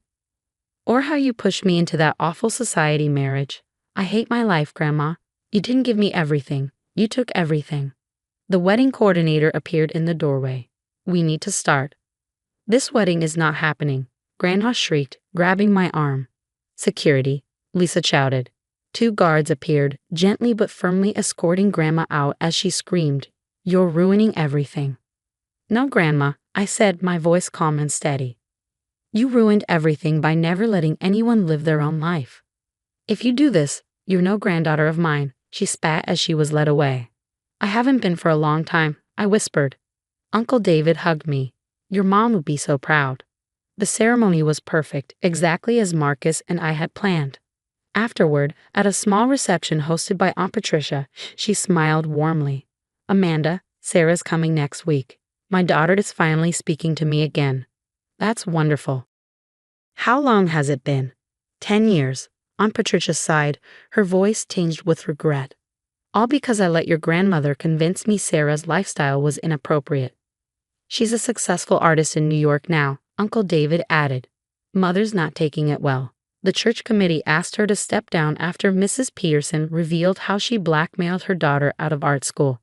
Did you hear about Rebecca? Aunt Patricia leaned in, a conspiratorial smile on her face. She ran off with her old boyfriend James, left a note for her society husband and everything. Good for her, I said, smiling at the memory of James from high school. They're in California, Aunt Patricia continued. She's finally pursuing her dance career, says she feels alive for the first time in years. The doorbell rang, cutting through the conversation. Marcus answered, returning moments later with a tense expression. Val, it's your grandmother's friend, Mrs. Harrison. Mrs. Harrison. I raised an eyebrow as the older woman hesitated in the doorway, wringing her hands. Amanda, dear, she began, her voice trembling. The Lady Society held a vote. Eleanor's membership, we had to terminate it. After what came out about her threatening the rector's wife. I'm not getting involved, I said firmly, folding my arms. She's all alone now, Mrs. Harrison continued, almost pleading. The Bridge Club, the Garden Society, everyone's heard the stories. Maybe if you spoke to her. No, my voice was resolute. She made her choices. After she left, Marcus wrapped his arms around me. You okay? Actually, yes, I replied, surprising myself with the truth. The family's healing without her control. Sarah and Patricia are reconnecting. Rebecca's free. Uncle David's finally speaking up. My phone buzzed with a text from Rebecca. Starting dance classes tomorrow.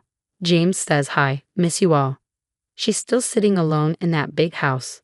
Aunt Patricia mentioned softly, refusing to acknowledge any wrongdoing. That's her choice, I said simply, just like this is ours. Uncle David raised his glass, his smile warm. To Amanda and Marcus for showing us it's never too late to break free. To freedom. Everyone echoed, their voices bright with hope. Outside, autumn leaves swirled past the window, painting a world in shades of gold and crimson. Somewhere across town, I knew Grandma Eleanor sat alone in her formal dining room, surrounded by traditions but no family. Her bridge club meetings canceled. Her social calendar empty. Her control finally gone.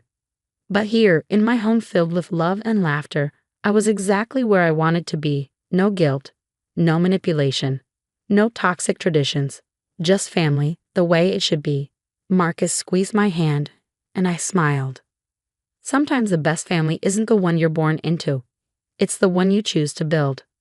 What would you do if you discovered that your most cherished family member was manipulating multiple lives behind the scenes? Would you stay silent to keep the peace, or would you be the one to break the cycle of generational trauma, even if it meant losing your support system? Share your thoughts in the comments below. Have you ever had to choose between family traditions and your own happiness? How did it turn out? If you enjoyed Amanda's journey of breaking free from toxic control and creating a healthier family dynamic, don't forget to like this video and subscribe for more real stories of empowerment and resilience. Hi, everyone. I'm Amanda Kevin, a 29-year-old marketing executive passionate about helping people recognize and escape manipulative relationships. If love is blind, I was practically stumbling around in pitch darkness when I married my college sweetheart, David Foster, 3 years ago.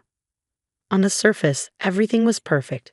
David's booming law career, our beautiful suburban home, and dreams of starting a family. But lurking behind the picturesque facade was a storm named Amy Foster, my mother-in-law. Darling, the centerpiece you chose for Sunday dinner was interesting, Amy would comment, her wine glass poised elegantly. But I suppose that's what one might expect from someone with your background. Her words dripped with saccharine malice, leaving me speechless every time. Amy wasn't just any mother-in-law, she was the self-appointed queen of the Foster empire. As the head of the Foster Family Foundation, a legacy left by David's late father, Amy wielded her influence like a weapon. She boasted about pulling strings at David's law firm, casually remarking at dinner, "It's so fortunate Harrison and Mills values family connections, wouldn't you agree, David?" Her power was unshakable, and she made sure everyone knew it. Sunday dinners at the Foster mansion were nothing short of a theatrical tragedy. Amy's sister, Margaret, nodded along to everything like a dutiful puppet, while cousin Emma performed her weekly routine of fishing for Amy's approval. "Amanda, have you thought about freezing your eggs?" Emma asked last Sunday, her fox concern barely masking Amy's real agenda. "Aunt Amy mentioned you're focusing an awful lot on your career." I tried everything to keep the peace. I attended Amy's endless charity events, skipped promotions to prioritize David's career, and hosted countless stifling social gatherings. "Your place is here, supporting David," Amy would remind me. The Foster name carries responsibilities. Then, last week, I came home to find my living room completely rearranged. "I let myself in," Amy said nonchalantly when I confronted her. The furniture arrangement was giving the wrong impression to our social circle. She had made herself a spare key without permission. That was my breaking point. "Mom, you can't just change our house without asking," David protested weakly. "Darling, I know what's best," she replied with a wave of her hand. "Now, when are you two planning to give me grandchildren? The Foster legacy won't continue itself." As I stared at the spare key, it hit me. This wasn't just meddling, it was control. Every interaction, every gesture of help came with strings attached. The cracks in our perfect life were widening, and the web Amy had spun around us tightened with every passing day. The night of the Foster Family Foundation Gala was when everything came to a head. I'd been ignoring chest pains for weeks, pushing through the stress. But that evening, it all caught up to me. As I stood in the bathroom, struggling to breathe, Amy walked in.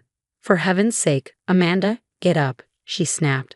"The Vandermeers just arrived, and I won't have you embarrassing us with this theatrical display." "Amy, please," I begged. "I think I need to go to the hospital. Something's really wrong." She narrowed her eyes. What perfect timing. Just as we're about to announce David's nomination for partner. Always making everything about you, aren't you? I clutched the sink for support, the room spinning around me. David found us moments later, concern flickering in his eyes. "Honey," he looked pale. "Maybe we should." "David, darling," Amy interrupted smoothly, "you know how crucial tonight is for your career. If you leave now, well, I hate to explain your absence to the board. They're quite particular about family commitment." I could barely breathe, but David hesitated. "Mom's right," he said softly. "Let's just get through the next few hours. You can rest tomorrow." 2 hours later, I was still standing, Forced smiles plastered on my face as Amy paraded us before donors. Her nails dug into my shoulder as she gushed about foster family values, oblivious to my growing agony. Margaret shuffled nervously nearby, muttering about discrepancies in the donation books. "Everything all right, Margaret?" Amy asked, her tone sharp. "Oh yes, of course," Margaret stammered, but the tension was palpable. By the end of the night, I was on the verge of collapse. Someone commented, "Such a lovely couple, though your daughter-in-law seems rather quiet tonight." "Oh, she's just being dramatic, aren't you, Dieter?" Amy's voice echoed as the last thing I remembered before everything went black. I was walking to the car, David arguing with her about leaving early. "The Hendersons haven't even made their pledge yet," she snapped, dismissing my condition entirely. When I woke up, the harsh brightness of hospital lights greeted me, accompanied by the steady beep of machines. A doctor stood beside my bed, her expression grim as she reviewed my chart. "Mrs. Kevin, you experienced a severe cardiac event," she said, her tone grave. "The delay in treatment could have been fatal. Why didn't you come in sooner?"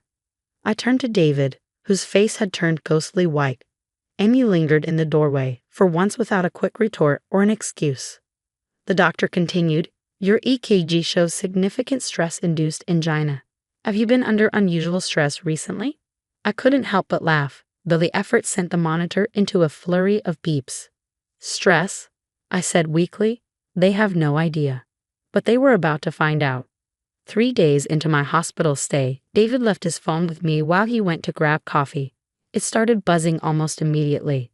At first, I ignored it, but when the messages kept coming, I glanced at the screen. My hands shook as I scrolled through the text between David and Amy. "Claire looked lovely at the office today, didn't she? Such a shame things ended between you two. She's single again, no, one read. Make sure you're at Morton's for lunch tomorrow. Claire mentioned she'll be there with the Anderson case team," said another. And then I found it, messages about a private investigator. "Found some interesting things about her father's business troubles," Amy wrote. "And that cousin with the DUI.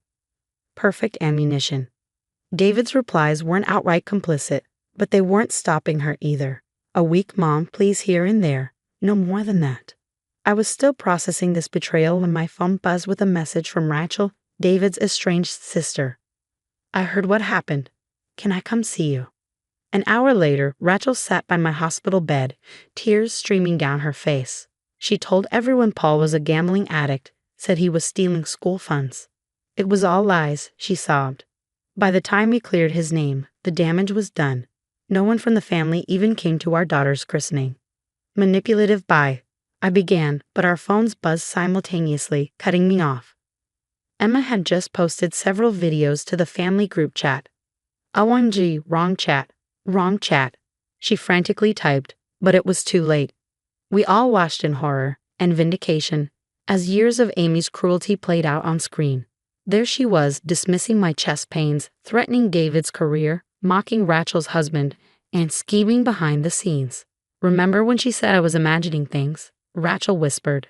Margaret called next, her voice shaky. "Amanda, I need to talk to you about the Foundation's books."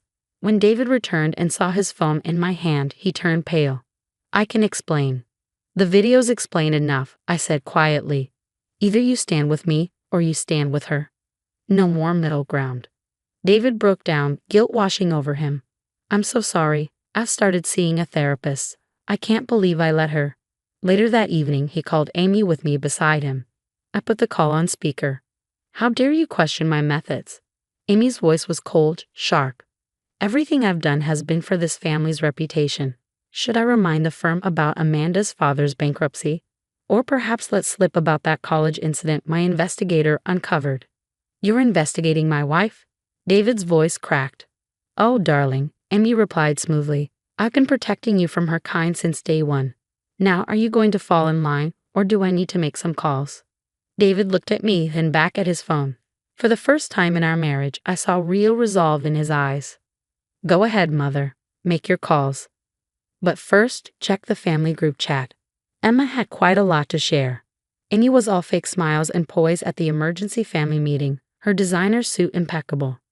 "I'd like to apologize for any misunderstandings," she began, her tone dripping with insincerity. "We all say things in the heat of the moment. Save it, I interrupted, slapping a thick folder onto the table. Margaret, would you like to explain these financial records? Margaret stood, her hands trembling. The foundation's money, it wasn't all going to charity, she confessed. Private investigators, payoffs, fake positions for Claire at the firm. Amy's composure cracked. How dare you go through private documents? She sputtered. Private? Like the investigator's report on my father? I shot back. Or the money you paid Claire to pursue David? The board meeting that followed was nothing short of poetic justice. Rachel's anonymous tip had prompted an exhaustive audit of the foundation's records. With every revelation, Amy's complexion grew paler, her mask of control slipping further. $50,000 to discredit a kindergarten teacher, one incredulous board member asked. Rachel leaned forward, her voice steady. That's what she spent to try and destroy my husband and me. 2 weeks later, the headlines delivered their own brand of satisfaction. Prominent socialite charged with embezzlement. David's firm wasted no time severing ties with the scandal. His boss even said, "We're announcing your partnership early, David." As for Claire, she accepted a quiet reassignment to their Seattle office. Her ambitions no longer aligned with Amy's schemes. The social fallout was swift and merciless. Emma's videos went viral, circulating whispers of Amy's cruel behavior. "Did you see how she treated her daughters-in-law?" became a recurring refrain in social circles that once idolized her. Margaret, now visibly freer, shared coffee with Rachel one afternoon. "I'm so sorry," she admitted. "I've started therapy. I should have spoken up years ago." Under Rachel's leadership, the foundation found new purpose. Her first major act, a scholarship program for teachers, a pointed yet uplifting dig at Amy's elitism. David and I moved across town to a house filled with light and laughter, new phone numbers, a fresh start. Therapy wasn't easy, but it was worth every hard conversation. "She can't hurt us anymore," I assured David one day during a session. "Sometimes I still expect her to show up," he admitted, his voice soft. 2 years passed, bringing growth and closure. My consulting firm now specializes in helping women escape toxic family dynamics, a journey of empowerment that resonates deeply with my own. Yesterday at Whole Foods, I spotted Amy. Her designer clothes were replaced with off-the-rack substitutes, her once commanding presence dulled. She pushed a cart alone, her eyes darting around nervously. Our gazes met briefly. She hesitated, reaching for her phone, then stopped, likely remembering that she no longer had our numbers. I turned away, heading back to my office where my assistant greeted me. "Your next client is here, Mrs. Kevin." "Coming," I replied, pausing to straighten the plaque on my desk. Its inscription read, "Helping women find freedom." Amy's shadow no longer looms over my life, though I know she thinks of me often. Each empty Sunday dinner, each article praising the foundation's success under Rachel, each reminder of the control she lost, it must sting. People often say forgiveness sets you free. I've learned that sometimes walking away and thriving is the best revenge. What would you have done in my shoes? Would you have left the gala despite knowing the potential fallout? Or would you have stayed silent, sacrificing your health to keep the peace? Share your thoughts in the comments below. I'd love to hear from others who faced similar battles between well-being and toxic family pressure. Looking back now, I can pinpoint exactly when my life split into before and after. I was 16 when my parents sat me down in our small living room and told me they were getting divorced. No drama, no screaming matches, just two people who'd fallen out of love and wanted different things in life. I remember being surprisingly okay with it. Maybe because they handled it so maturely, or maybe because I'd seen it coming in the small ways, fewer family dinners, parallel lives under one roof. Dad moved into a nice apartment across town, and I spent every other weekend with him. We'd order pizza and watch bad sci-fi movies, just like we always had. But then Mom met Robert. Just a year after the divorce, she came home practically floating. "Lucy, I've met someone special," she announced over breakfast. "He's got a daughter about 10 years old. Wouldn't it be nice to have a sister?" I forced a smile and pushed my cereal around the bowl. "Great, Mom. Really great." Within months, they were married, and Robert and his daughter Sarah moved into our house. That's when the trouble started. Sarah, with her designer clothes and perfect little girl curls, looked like an angel in front of the adults. But the moment they turned away, she was a different person. It started small, my favorite sweater somehow ending up in the washing machine with red socks, my homework mysteriously getting coffee stains. Robert wasn't much better. He'd make little comments, always just on the edge of rude. "Lucy, don't you think that skirt's a bit short for school?" he'd say, or "maybe if you spent less time on the phone and more time studying, your grades would be better." I tried to tell Mom, but she'd just say, "He's just protective, honey. He wants what's best for you." Then came the research project incident. I'd spent weeks working on it, interviews, data collection, everything. I came home from school early one day and found Sarah in my room, her hands stained green from the markers she'd used to destroy my work. Pages and pages of research, ruined. "What the hell are you doing?" I shouted, grabbing her by the collar of her expensive little cardigan. "Nothing," she squealed, but the evidence was all over her hands. I dragged her downstairs to where Mom and Robert were watching TV. "Look at her hands," I shouted, pointing at the green stains. "Look what she did to my research project." Robert jumped up, his face turning red. "Get your hands off my daughter. She destroyed my work. Weeks of work." "You little fool," Robert snarled, stepping toward me. "How dare you manhandle my Sarah? She's just a child." I looked at Mom, waiting for her to defend me, to say something, anything. But she just sat there, shaking her head disapprovingly at me. Like I was the one who'd done something wrong.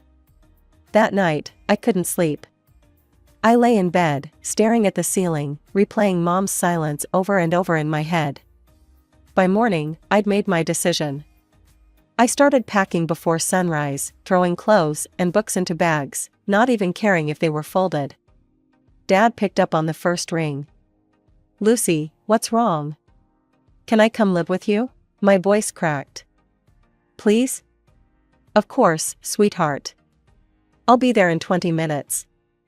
When Dad's truck pulled up, Robert was already at work, and Sarah was at school. Mom stood in the doorway, watching me load my bags. "Lucy, don't do this," she said. "You're overreacting." "Overreacting?" I turned to face her. "Your husband called me a fool, and you just sat there. Your stepdaughter destroyed my work, and you did nothing." Dad must have heard, because his face darkened. "What's this about Robert calling my daughter names?" After I told him everything, he was livid. He marched straight to Robert's workplace. I stayed in the truck, but I could see them through the window of Robert's office, Dad pointing, Robert standing up, faces red, fingers jabbing. Security had to separate them before punches were thrown. Living with Dad was like breathing fresh air after being underwater. No more walking on eggshells, no more checking my room for sabotage. He helped me redo my research project, staying up late with me, bringing me coffee and snacks. Mom sent me a message a few days later. "I can't believe you set your father against Robert like this. You're tearing this family apart." I didn't bother responding. What family was she talking about? The one where her husband verbally abused me? Where her stepdaughter destroyed my things? I focused instead on finishing my senior year strong. When graduation came around, Dad and Grandma sat in the front row, cheering louder than anyone. Mom was there too, with Robert and Sarah, but I barely glanced their way when I walked across the stage. "We're so proud of you, sweetie," Grandma said afterward, hugging me tight. "And we've got a surprise. Your father and I have been saving for your college fund." They'd saved enough to cover my tuition at the local college. I moved into the dorms that fall, ready for a fresh start. A few months into my sophomore year, Mom reached out on social media. "I'm sorry about everything that happened. Can we talk?" I agreed to meet her at a cafe near campus. It was awkward at first, both of us stirring our coffee too long, avoiding eye contact. "Sarah's starting to look at colleges," she said. "And Robert just got a new car." "That's nice," I said, then quickly changed the subject. "My psychology professor thinks I should consider grad school." We fell into a routine after that, monthly coffee meetings where we talked about safe topics, the weather, my classes, her work. She'd try to slip in mentions of Robert and Sarah, but I'd steer the conversation away. It wasn't perfect, but it was something. After graduation, I landed a job at Marshall & Associates as a junior project manager. Dad was thrilled and immediately offered me a place at his apartment. "You could save money, Lucy," he said over dinner. "No need to rush into renting." I shook my head, pushing my pasta around the plate. "Thanks, Dad, but I need to do this on my own. I found a small place near work. It's time for me to stand on my own 2 feet." The apartment I rented wasn't much, but it was mine. The first night I spent there, sitting on my second-hand couch with takeout Chinese food, I felt more grown-up than ever before. Every month, I put aside a chunk of my paycheck into my future house fund. While my coworkers went out for expensive lunches, I brought sandwiches from home. When they hit the bars after work, I stayed late, tackling the projects nobody else wanted. "Parker, the client's impossible," my colleague Jake warned when I volunteered for the Riverside account. "They've gone through 3 project managers already." I just smiled. "Watch me." 3 months later, the Riverside project was completed ahead of schedule. My boss called me into his office, looking impressed. "Lucy, I've got to say, you've exceeded all expectations," he said, sliding a bonus check across his desk. "Keep this up, and you're going places in this company." The quarterly bonuses started rolling in, and they weren't small. Every cent went straight into my savings account. My coworkers thought I was crazy, passing up happy hours and weekend trips. "You're wasting your youth," Mom said during one of our coffee meetings 2 years later. "You should enjoy life a little." "I am enjoying life," I replied. "I'm building my future." She stirred her coffee absently. "Sarah's joining a sorority at her college. Having the time of her life." I changed the subject. "The weather's been nice lately." The only times I couldn't avoid Robert and Sarah were at family gatherings, Thanksgiving at Aunt Paula's, Christmas at Uncle Mike's. I'd walk in, hug Mom, and pretend they didn't exist. Sarah, now in college herself, shoot me smug looks. She'd grown taller, more polished, but that mean streak was still there, just better hidden. Robert would stand with his arms crossed, looking down his nose at me.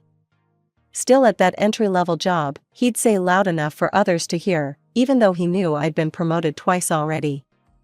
During last Thanksgiving, I was helping Aunt Paula in the kitchen when Mom cornered me by the refrigerator.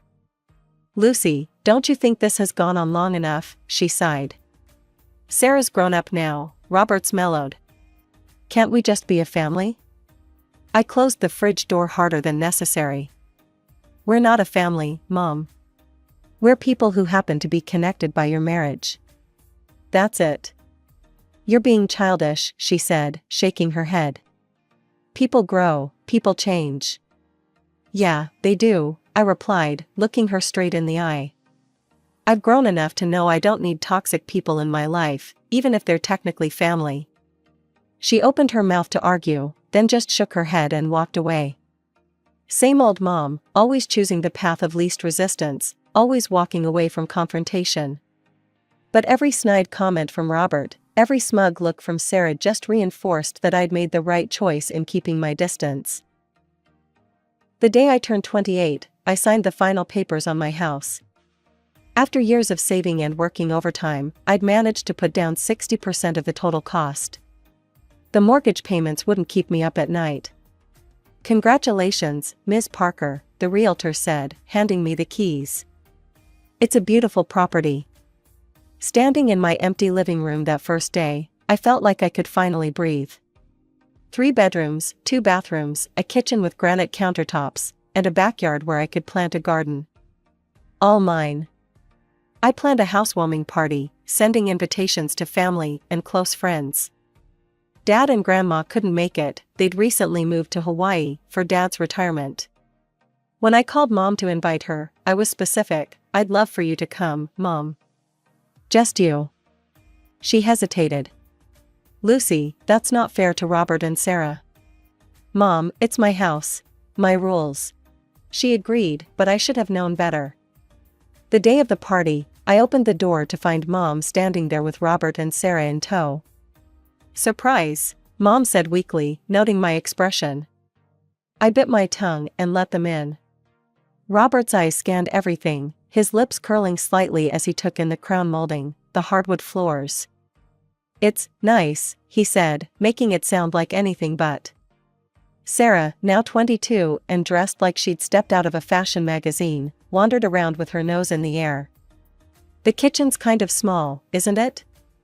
I was showing my colleague Jake the back patio when I overheard Sarah talking to Mom and Robert in the living room. "Daddy, I've been looking at houses too," she said loudly enough to carry.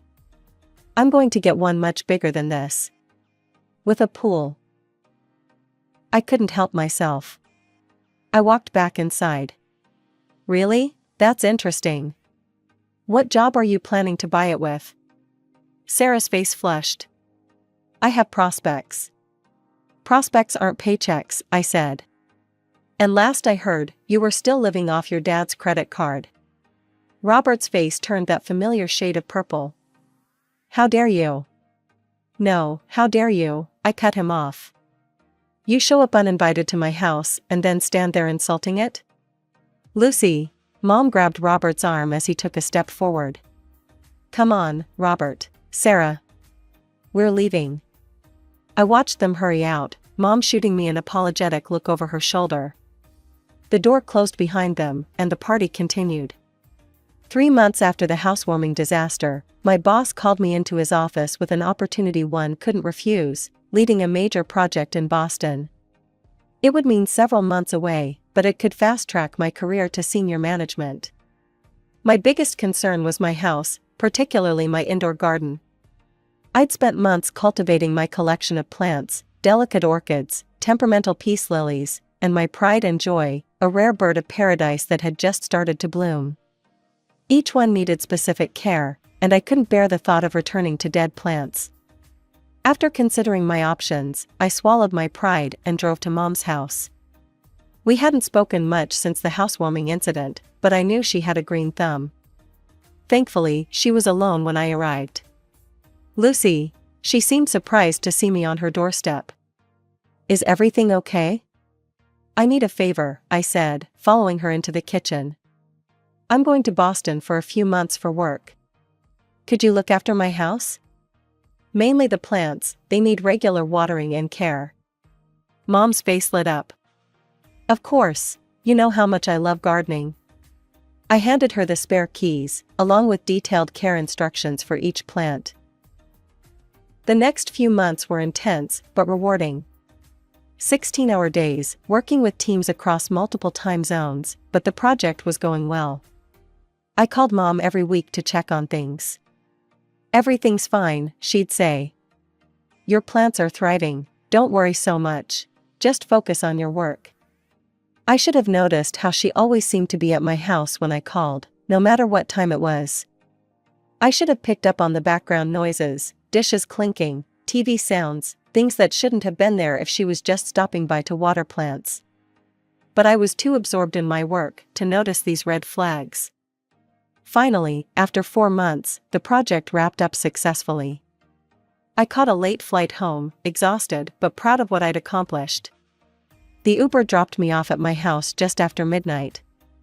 All I could think about was a hot shower and my own bed. I inserted my key into the lock. It wouldn't turn. I tried again, more carefully this time. Still nothing. The key that had worked perfectly for months suddenly didn't fit. "What the hell?" I muttered, trying again. That's when I heard it, footsteps inside my house. My house. Moving around like they belonged there. My heart started racing as I pulled out my phone, fingers hovering over 911. Before I could dial, the door swung open. And there, standing in my doorway, wearing pajamas like she owned the place, was Sarah. Her blonde hair was pulled up in a messy bun, and she had the audacity to look annoyed at my presence. "What are you doing here?" The words came out in a whisper, my brain struggling to process what I was seeing. "What am I doing here?" Sarah's smile was smug. "Living, of course. Been here for weeks now." Daddy helped me move in while you were gone playing big shot businesswoman in Boston. I stood there, my suitcase still in hand, trying to process her words. The exhaustion from my flight disappeared, replaced by a surge of anger. "This is my house," I said through gritted teeth. "Get out, now." Sarah leaned against my doorframe, and examined her manicured nails. "Yeah, that's not happening. I'm quite comfortable here. The master bathroom has amazing water pressure, by the way. Get out of my house." Each word was sharp enough to cut. Sarah's response was to laugh, actually laugh, and slam the door in my face. I heard the lock click, followed by her footsteps walking away. I stood there on my own front porch, surrounded by my luggage, trembling with rage. The garden lights I'd installed illuminated the flower beds I'd so carefully planned. Through the window, I could see my living room, but it wasn't my living room anymore. Sarah's jacket was thrown over my couch, her shoes scattered on my hardwood floors. My hands shook as I pulled out my phone and called Mom. She picked up on the third ring, sounding groggy. "Lucy, what's wrong?" "What's wrong?" I almost screamed. "I just got home to find Sarah living in my house. She says she's been here for weeks. Tell her to get out right now, or I'm calling the police." No, don't call the police." Mom's voice went from sleepy to panicked. "We're coming over. Just wait there." "Where else am I supposed to go?" I snapped. "I'm locked out of my own house." The next 30 minutes were the longest of my life. I paced back and forth on my front porch, watching lights come on in neighboring houses. What must they think, seeing me out here in the middle of the night? A few cars drove by slowly, probably wondering if they should call the police themselves. Finally, Mom's car pulled up, Robert behind the wheel. They rushed out, both still in their pajamas under their coats.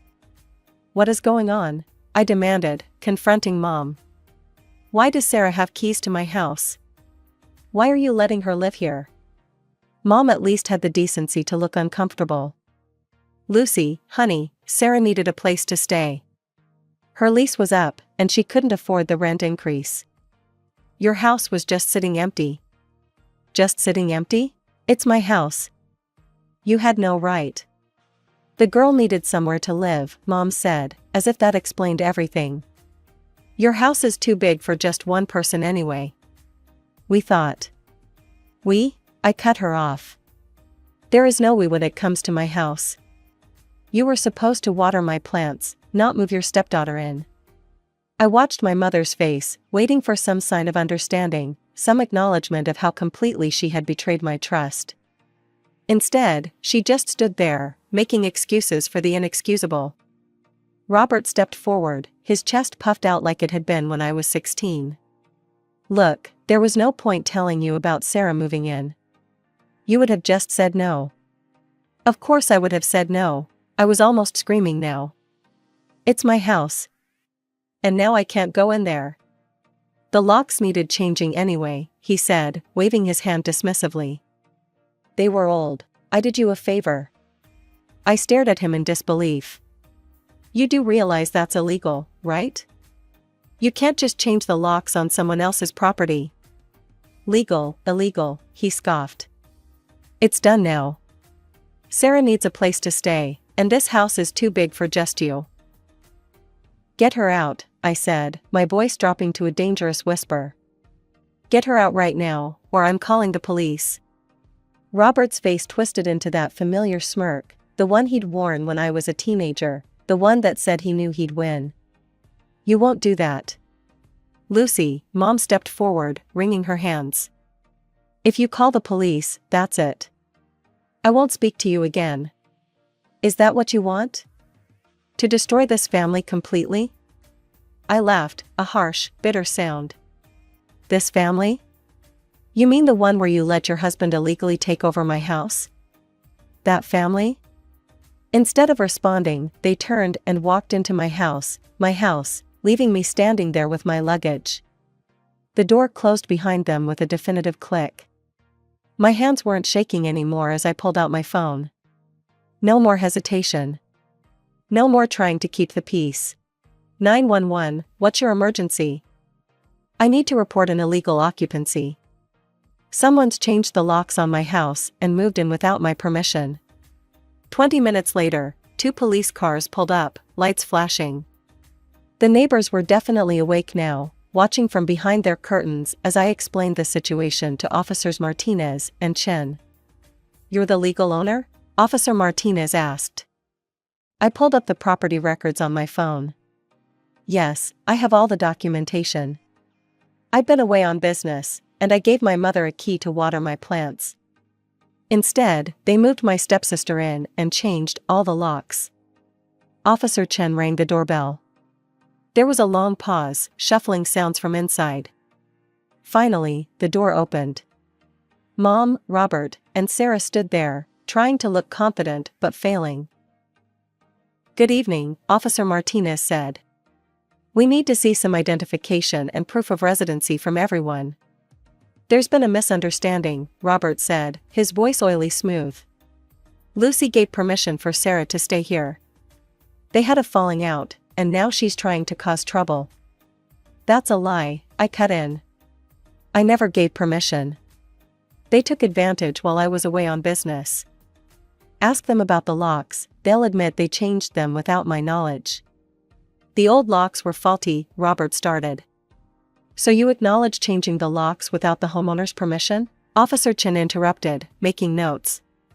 Sarah stepped forward, her earlier smugness replaced by fear. Daddy said it would be okay. He said Lucy wouldn't mind once she got used to the idea. Sir, changing locks on someone else's property and occupying their home without permission constitutes illegal entry, Officer Martinez said, looking directly at Robert. We're going to have to take you and your daughter to the station. I watched in silence as the officers led them to the patrol car. Sarah looked smaller somehow, younger, like that 10-year-old girl who'd first walked into my life. Robert's face was purple with rage, but for once, he kept his mouth shut. Mom stood on the porch, trembling. As the patrol car pulled away, she turned to me with such hatred in her eyes that I almost took a step back.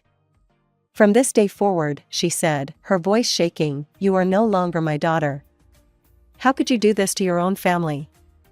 I felt strangely calm as I looked at her, this woman who had chosen everyone else over me for the past 12 years. Mom, I said quietly, you made it clear a long time ago that they were your real family. The day Sarah destroyed my research and you sat there in silence.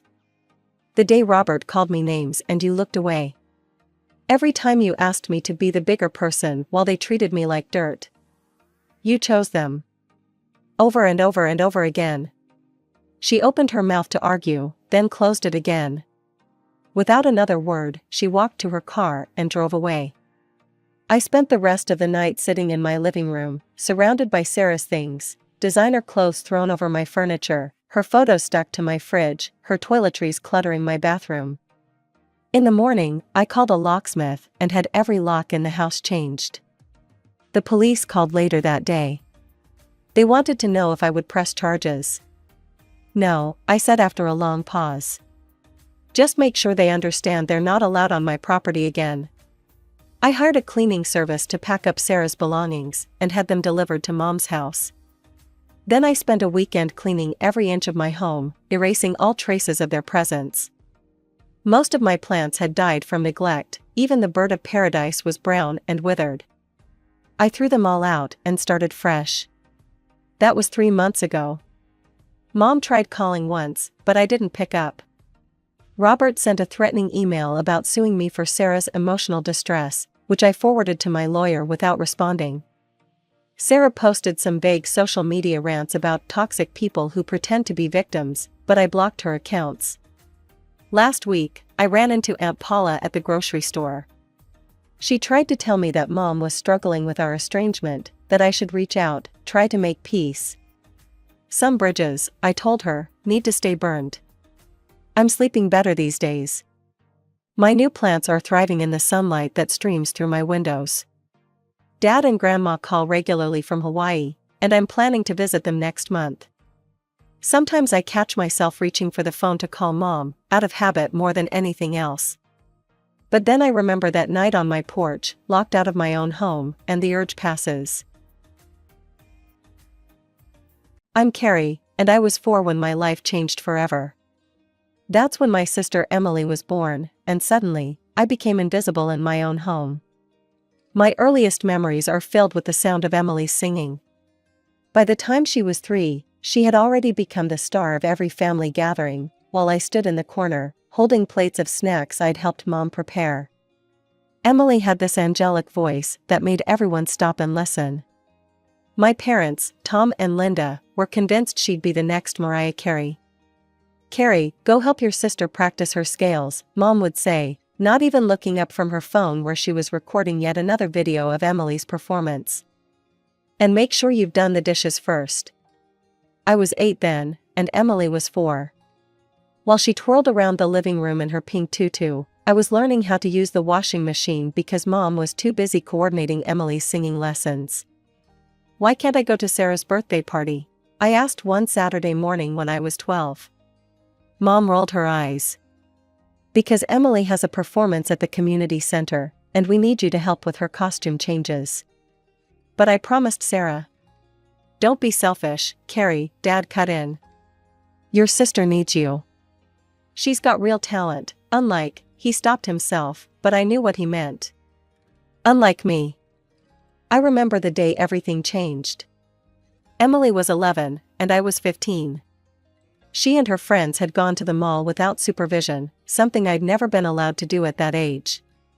They spent hours at the ice cream parlor, ordering sundae after sundae, competing to see who could eat the most. The next morning, Emily woke up with a sore throat.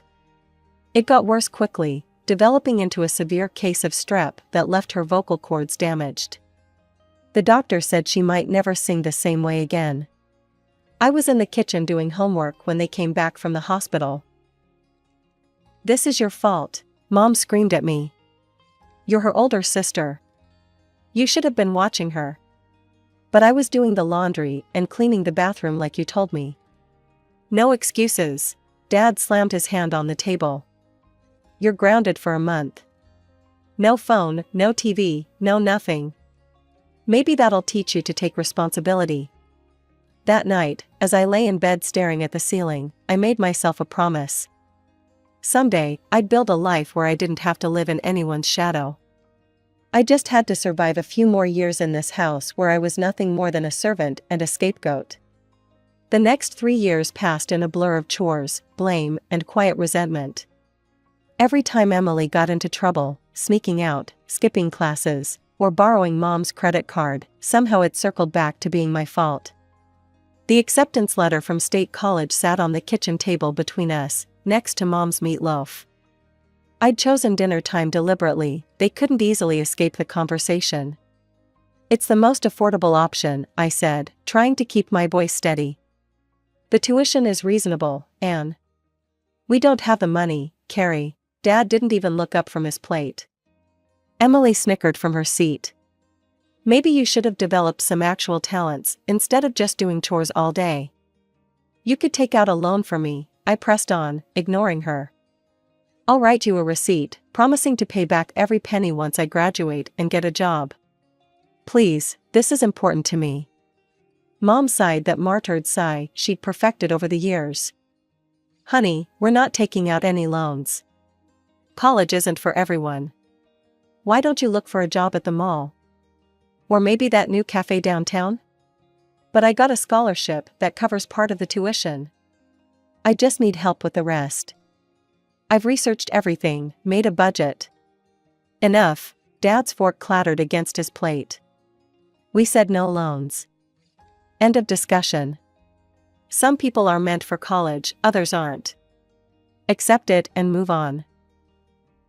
I stared at my untouched dinner, fighting back tears. Through blurred vision, I saw Emily smirking, enjoying the show as always. That night, I called my best friend Rachel. We'd been close since middle school, bonding over our shared love of math and our positions as outsiders, me because of my family situation, her because her Korean immigrant parents owned the popular Golden Dragon restaurant downtown. "They won't help," I sobbed into the phone. "They won't even consider taking out a loan. All these years of straight A's, of doing everything right, and they won't even try. Rachel was quiet for a moment. Come over tomorrow. My parents want to talk to you. The next evening, I sat in the restaurant's office with Rachel and her parents, Mr. and Mrs. Kim, after closing time. They'd known me for years. I'd spent countless afternoons doing homework in their restaurant, escaping my chaotic home. We've watched you grow up, Carrie, Mrs. Kim said. You're like second daughter to us. Rachel told us everything. Mr. Kim nodded. We will pay your tuition. I started to protest, but he held up his hand. You will work here part-time after classes. Good wages, flexible schedule. Pay us back slowly, no interest. This is investment in your future. After a while, I moved into my dorm room at State College. My parents barely noticed when I packed my things. They were too busy planning Emily's big piano recital, their latest attempt to find her a new talent to replace her lost singing voice. I started classes during the day and worked evenings at Golden Dragon, learning everything from waiting tables to managing inventory. The call came on a random Tuesday during my sophomore year. I was studying in the library when Mom's number flashed on my phone screen. For a moment, I just stared at it, my heart racing. We hadn't spoken in months. Hey, sweetie, she said, sounding distracted. There was noise in the background, probably Emily practicing something new. Just checking in. What have you been up to? I'm in college, I replied, waiting for the questions about money, about how I was managing without their help. Oh, that's nice, she said vaguely. Emily's getting straight A's in her advanced classes. We're so proud. She's really finding herself since, the voice thing. No questions came about how I was paying for school. They didn't care enough to ask, and I didn't volunteer the information. The conversation ended as quickly as it had begun, with Mom hung up. During my college years, I only went home for major holidays. Each visit was the same, relatives crowded around our dining table while Emily held court and my parents beamed. I'd help in the kitchen, same as always, listening to the chatter from the other room about Emily's latest achievements. Thanksgiving of my junior year hit differently though. I was setting out the sweet potato casserole when Aunt Susan started asking about Emily's college plans. Mom proudly announced, we've been saving for years. Our little star's education fund is all set. We've put aside enough for her to go anywhere she wants. I nearly dropped the casserole. The ceramic dish burned my hands through the oven mitts, but it wasn't as painful as the truth I was hearing. 2 years ago, they'd claimed poverty when I needed help. Now I knew, they'd been hoarding money all along, just not for me.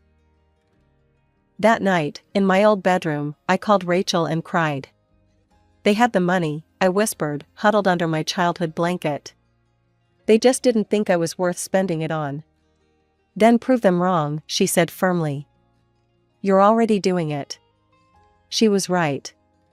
I threw myself into my studies and my work at Golden Dragon. By graduation, I'd not only paid back every cent to the Kims, but had also learned every aspect of running a successful business. I'd worked my way up from waitress to shift supervisor to assistant manager, all while maintaining a 3.9 GPA. Mr. Kim called me into his office on my last day at the restaurant. I have friend at Morgan & Chase Corporate, he said, sliding a business card across his desk. They need someone smart, hardworking. Someone like you. I told him about how you transformed our inventory system, increased efficiency by 30%. He very interested. A week after graduation, I walked into my new office at Morgan & Chase, wearing a suit I'd bought with my own money. My desk nameplate read Caroline Mitchell, Junior Analyst. Within 6 months, I was leading my own team. By the end of my first year, I'd gotten 2 promotions and was managing projects that caught the attention of senior leadership. Christmas came around again, and something felt off the moment I pulled into my parents' driveway. The house was dark except for the living room window, no cars lined the street, and the usual elaborate decorations were missing. Mom answered the door in an old sweater instead of her usual holiday attire. Emily's not coming? I asked, stepping into the oddly quiet house. The familiar scent of Mom's traditional Christmas roast was noticeably absent. "She's celebrating with friends," Mom said, wringing her hands. "Their families rented a cabin up in the mountains. Very exclusive." The dining room table, usually groaning under the weight of Mom's extensive holiday spread, held only a store-bought ham and some microwaved sides. No relatives bustled about, no Christmas music played. Dad sat in his armchair, looking older than I remembered. "We've had some setbacks," Mom finally admitted, her voice barely above a whisper. She glanced at Dad, who nodded slightly. "The investment your father made didn't pan out. We had to take out loans to cover the losses. Christmas with the whole family just wasn't in the budget this year." I watched them pick at their food, these people who'd once seemed so powerful, who'd controlled every aspect of my life. Now they looked small, defeated. Despite everything, something twisted in my chest. "Give me a minute," I said, pulling out my phone. I scrolled through delivery options, thank God for restaurants that stayed open on Christmas. 20 minutes and several $100s later, I'd ordered a feast: prime rib, glazed ham, truffle mashed potatoes, roasted vegetables, 3 different pies. The food arrived in elegant packaging, filling the house with the rich aromas of a proper Christmas dinner. As we ate, I caught Mom eyeing my designer watch, the silk blouse that cost more than their monthly utility bill. "We've been thinking," she said carefully, sharing a look with Dad. "Since you're in such a good position now, maybe you could help us out? Just temporarily, until we get back on our feet." I studied them over my wine glass. Part of me wanted to remind them of their words when I'd begged for college money: "Some people are meant for college, others aren't." But looking at their worn faces, I couldn't do it. "I could set up an additional card on my account," I heard myself saying. "With a monthly limit." Mom's eyes lit up. "Oh, sweetheart, that would be $1,000 a month," I said firmly. "No more." They nodded eagerly. It was more than they'd expected, though less than a week's pay for me now. A few days later, I had the card issued and delivered to Mom. They promised to be careful with it, to respect the limit. For several months, they kept their word. The charges were reasonable: groceries, utilities, basic necessities. I barely noticed the money leaving my account. Sometimes, reviewing the statements, I'd see charges from the grocery store where I'd worked one summer during high school, trying to save for college. The irony wasn't lost on me. 2 years passed, and I foolishly thought things were getting better. The monthly allowance had created a rhythm to our relationship. Mom would call to chat about their expenses, and somehow that evolved into actual conversations. Or so I thought. Emily and I even started talking again, though her competitive streak hadn't changed. Every time I mentioned a work achievement, her smile would tighten, her eyes would narrow just slightly, telltale signs I remembered from childhood. "Senior project manager? That's nice," she'd say, in the same tone she used to dismiss my high school achievements. "I'm actually up for promotion at Wilson & Company. It's a smaller firm, but very exclusive. Not everyone can handle the pressure there." Mom and Dad couldn't stop talking about Emily's new boyfriend, James. "He comes from such good stock," Mom would gush during our monthly calls. "His parents owned that real estate company downtown." The monthly charges on Mom's card had stayed reasonable all this time: groceries, utilities, the occasional dinner out. Normal things, expected things. I'd even started to feel good about helping them, like maybe this financial support was healing our fractured relationship. Then came the Instagram post that shattered everything. "Paradise with my loves. Engaged, Hawaii, blessed," Emily's caption read. The photo showed her and James on a pristine beach, our parents and his beaming beside them. Mrs. Anderson, James's mother, wore a designer sundress. Mr. Anderson stood proudly next to his son, one hand on James's shoulder. My finger froze mid-scroll. When had this happened? Why hadn't they told me? The next post made my blood run cold: so grateful to Mom and Dad for making this magical engagement trip possible for everyone. They insisted on treating both families to this dream vacation. Best parents ever. Sponsored by love. Something clicked in my brain. I opened my banking app, hands shaking. There they were, the charges on Mom's card, far exceeding the monthly limit I'd set: 6 round-trip first-class tickets to Honolulu, $12,400, Grand Wailea Resort, 3 Ocean View suites for 7 nights, $18,600, welcome dinner at Morimoto, $2,800, couple spa treatments, $1,200, sunset sailing excursion, $1,600, private beachfront dinner arrangement, $3,500. They'd used my money to fund their secret family vacation, one I hadn't been invited to. They'd thrown an elaborate engagement celebration for Emily and her future in-laws, all while excluding the person who was actually paying for it. My hands were shaking so badly I had to try 3 times to dial Mom's number. 1 ring, 2 rings, 3. Hello? Mom's voice was breezy, casual. Hawaiian music played in the background, along with the sound of waves and clinking glasses. Laughter. I recognized Emily's distinctive giggle. "Where are you?" I kept my voice steady, professional, the same tone I used in difficult board meetings when dealing with hostile clients. "Oh, honey." She hesitated, the music growing fainter as if she was moving away from the party. "Your father and I just decided to take a little break. Get some rest. You know how hard things have been lately." "A little break?" I pulled up the banking app again, my free hand clenching into a fist. "At the Grand Wailea Resort? With Emily, James, and his entire family? That kind of break costs over $40,000, Mom." "My $40,000. Silence. Then muffled voices. Mom was covering the phone, but I could still make out fragments. "She knows. What should I? Emily, maybe you should. Mom, why did you use my card to pay for everyone's trip? And why wasn't I invited to my own sister's engagement party?" More muffled conversation, then rustling as the phone changed hands. When the new voice came on the line, Emily's words dripped with contempt. "Listen, Miss Executive," she sneered. "You're not needed here. You're not even family anymore, just a walking ATM.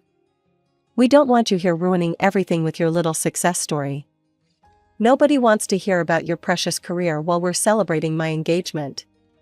The words hit like a physical blow, but I forced myself to stay calm.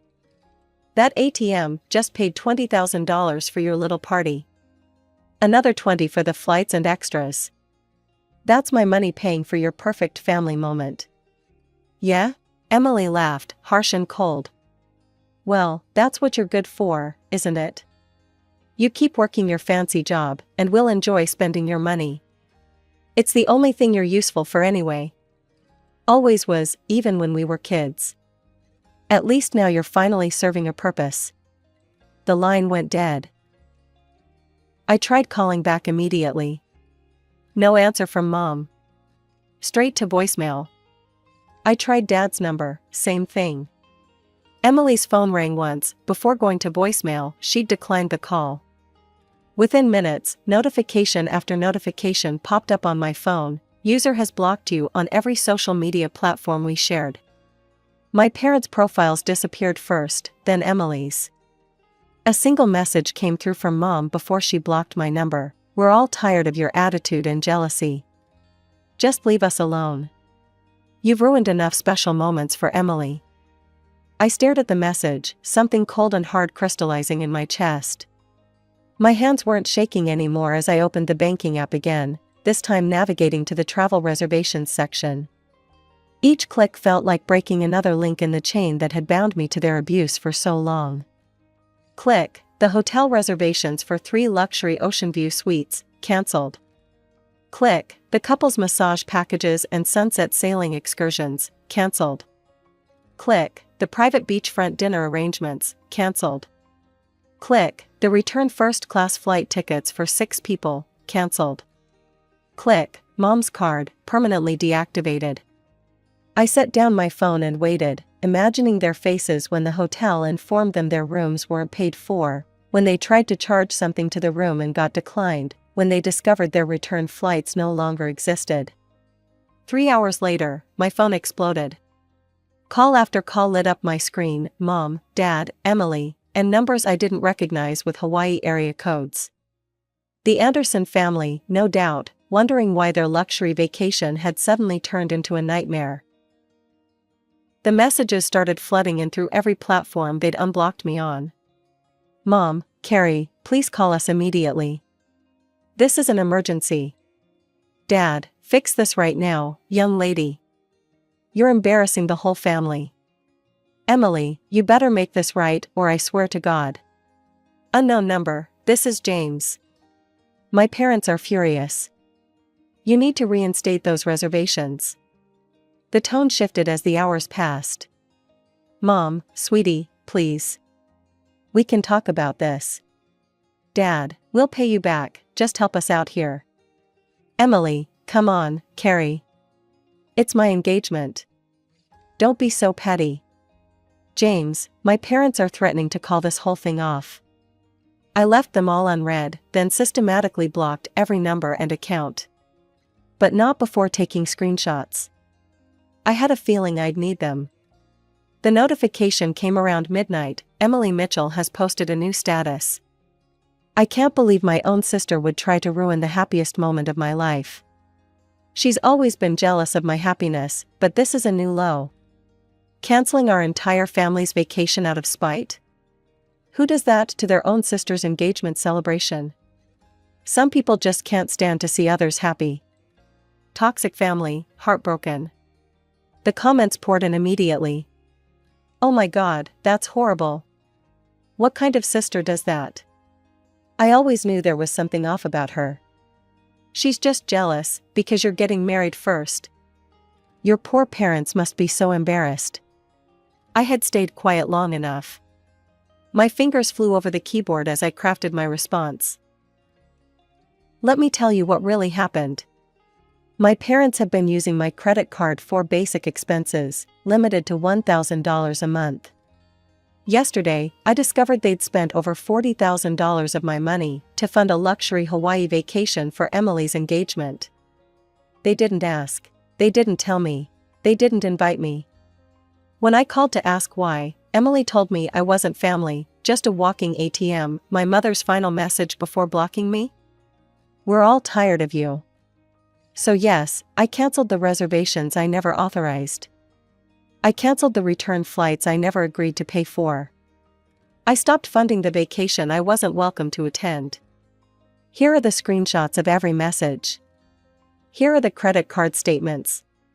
Here's the truth about your poor Emily and her ruined engagement party. Judge for yourselves who the toxic ones really are. The tide turned immediately. Comments shifted from condemnation to support. Oh my God, Emily, how could you? Using your sister's money while excluding her? That's cruel. Those poor Andersons, getting caught up in this family's drama. Carrie, you did the right thing. Stay strong. The aftermath unfolded like a slow-motion train wreck. Through mutual friends and social media, I learned the full extent of the chaos I'd unleashed in Hawaii. My parents had to borrow money from 3 different friends just to book economy flights home. They'd been forced to check out of the Grand Wailea resort in front of all the other guests. Emily had thrown a tantrum in the lobby that ended up on TikTok. The real explosion came when the Andersons realized they'd have to pay for their own accommodations. They'd been promised a fully paid luxury vacation, only to discover they'd been caught in my family's web of lies.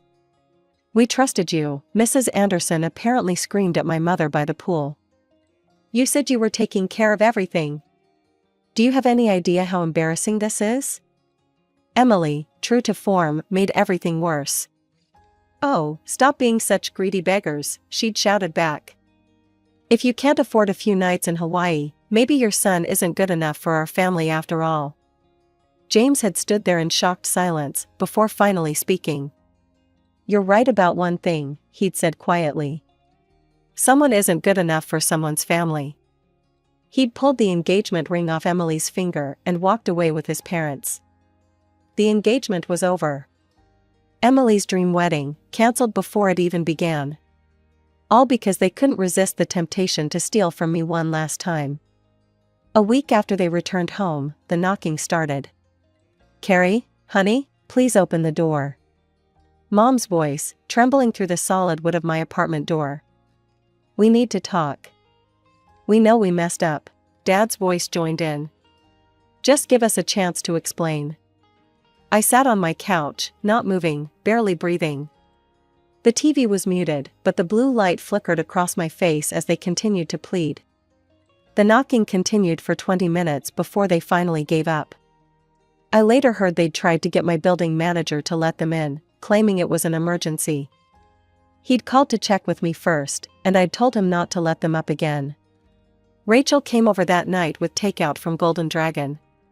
We sat on my balcony, looking out over the city lights. "Your post got shared in some family trauma support groups," she said, picking at her noodles. "A lot of people are calling you their hero. Standing up to toxic family members, setting boundaries." I thought about all the years I'd spent trying to earn their love, trying to prove I was worth something. All the money I'd given them, hoping it would finally make them see me as family, instead of just a resource to be used. "You know what's funny?" I said, watching a plane disappear into the night sky. "For the first time in my life, I don't care what they think of me. I don't care if they're sorry. I don't care if they change. I'm just done." Sometimes the hardest part of growing up isn't learning to stand on your own, it's learning when to walk away. I'd spent my whole life in Emily's shadow. Now it was time to step into the light.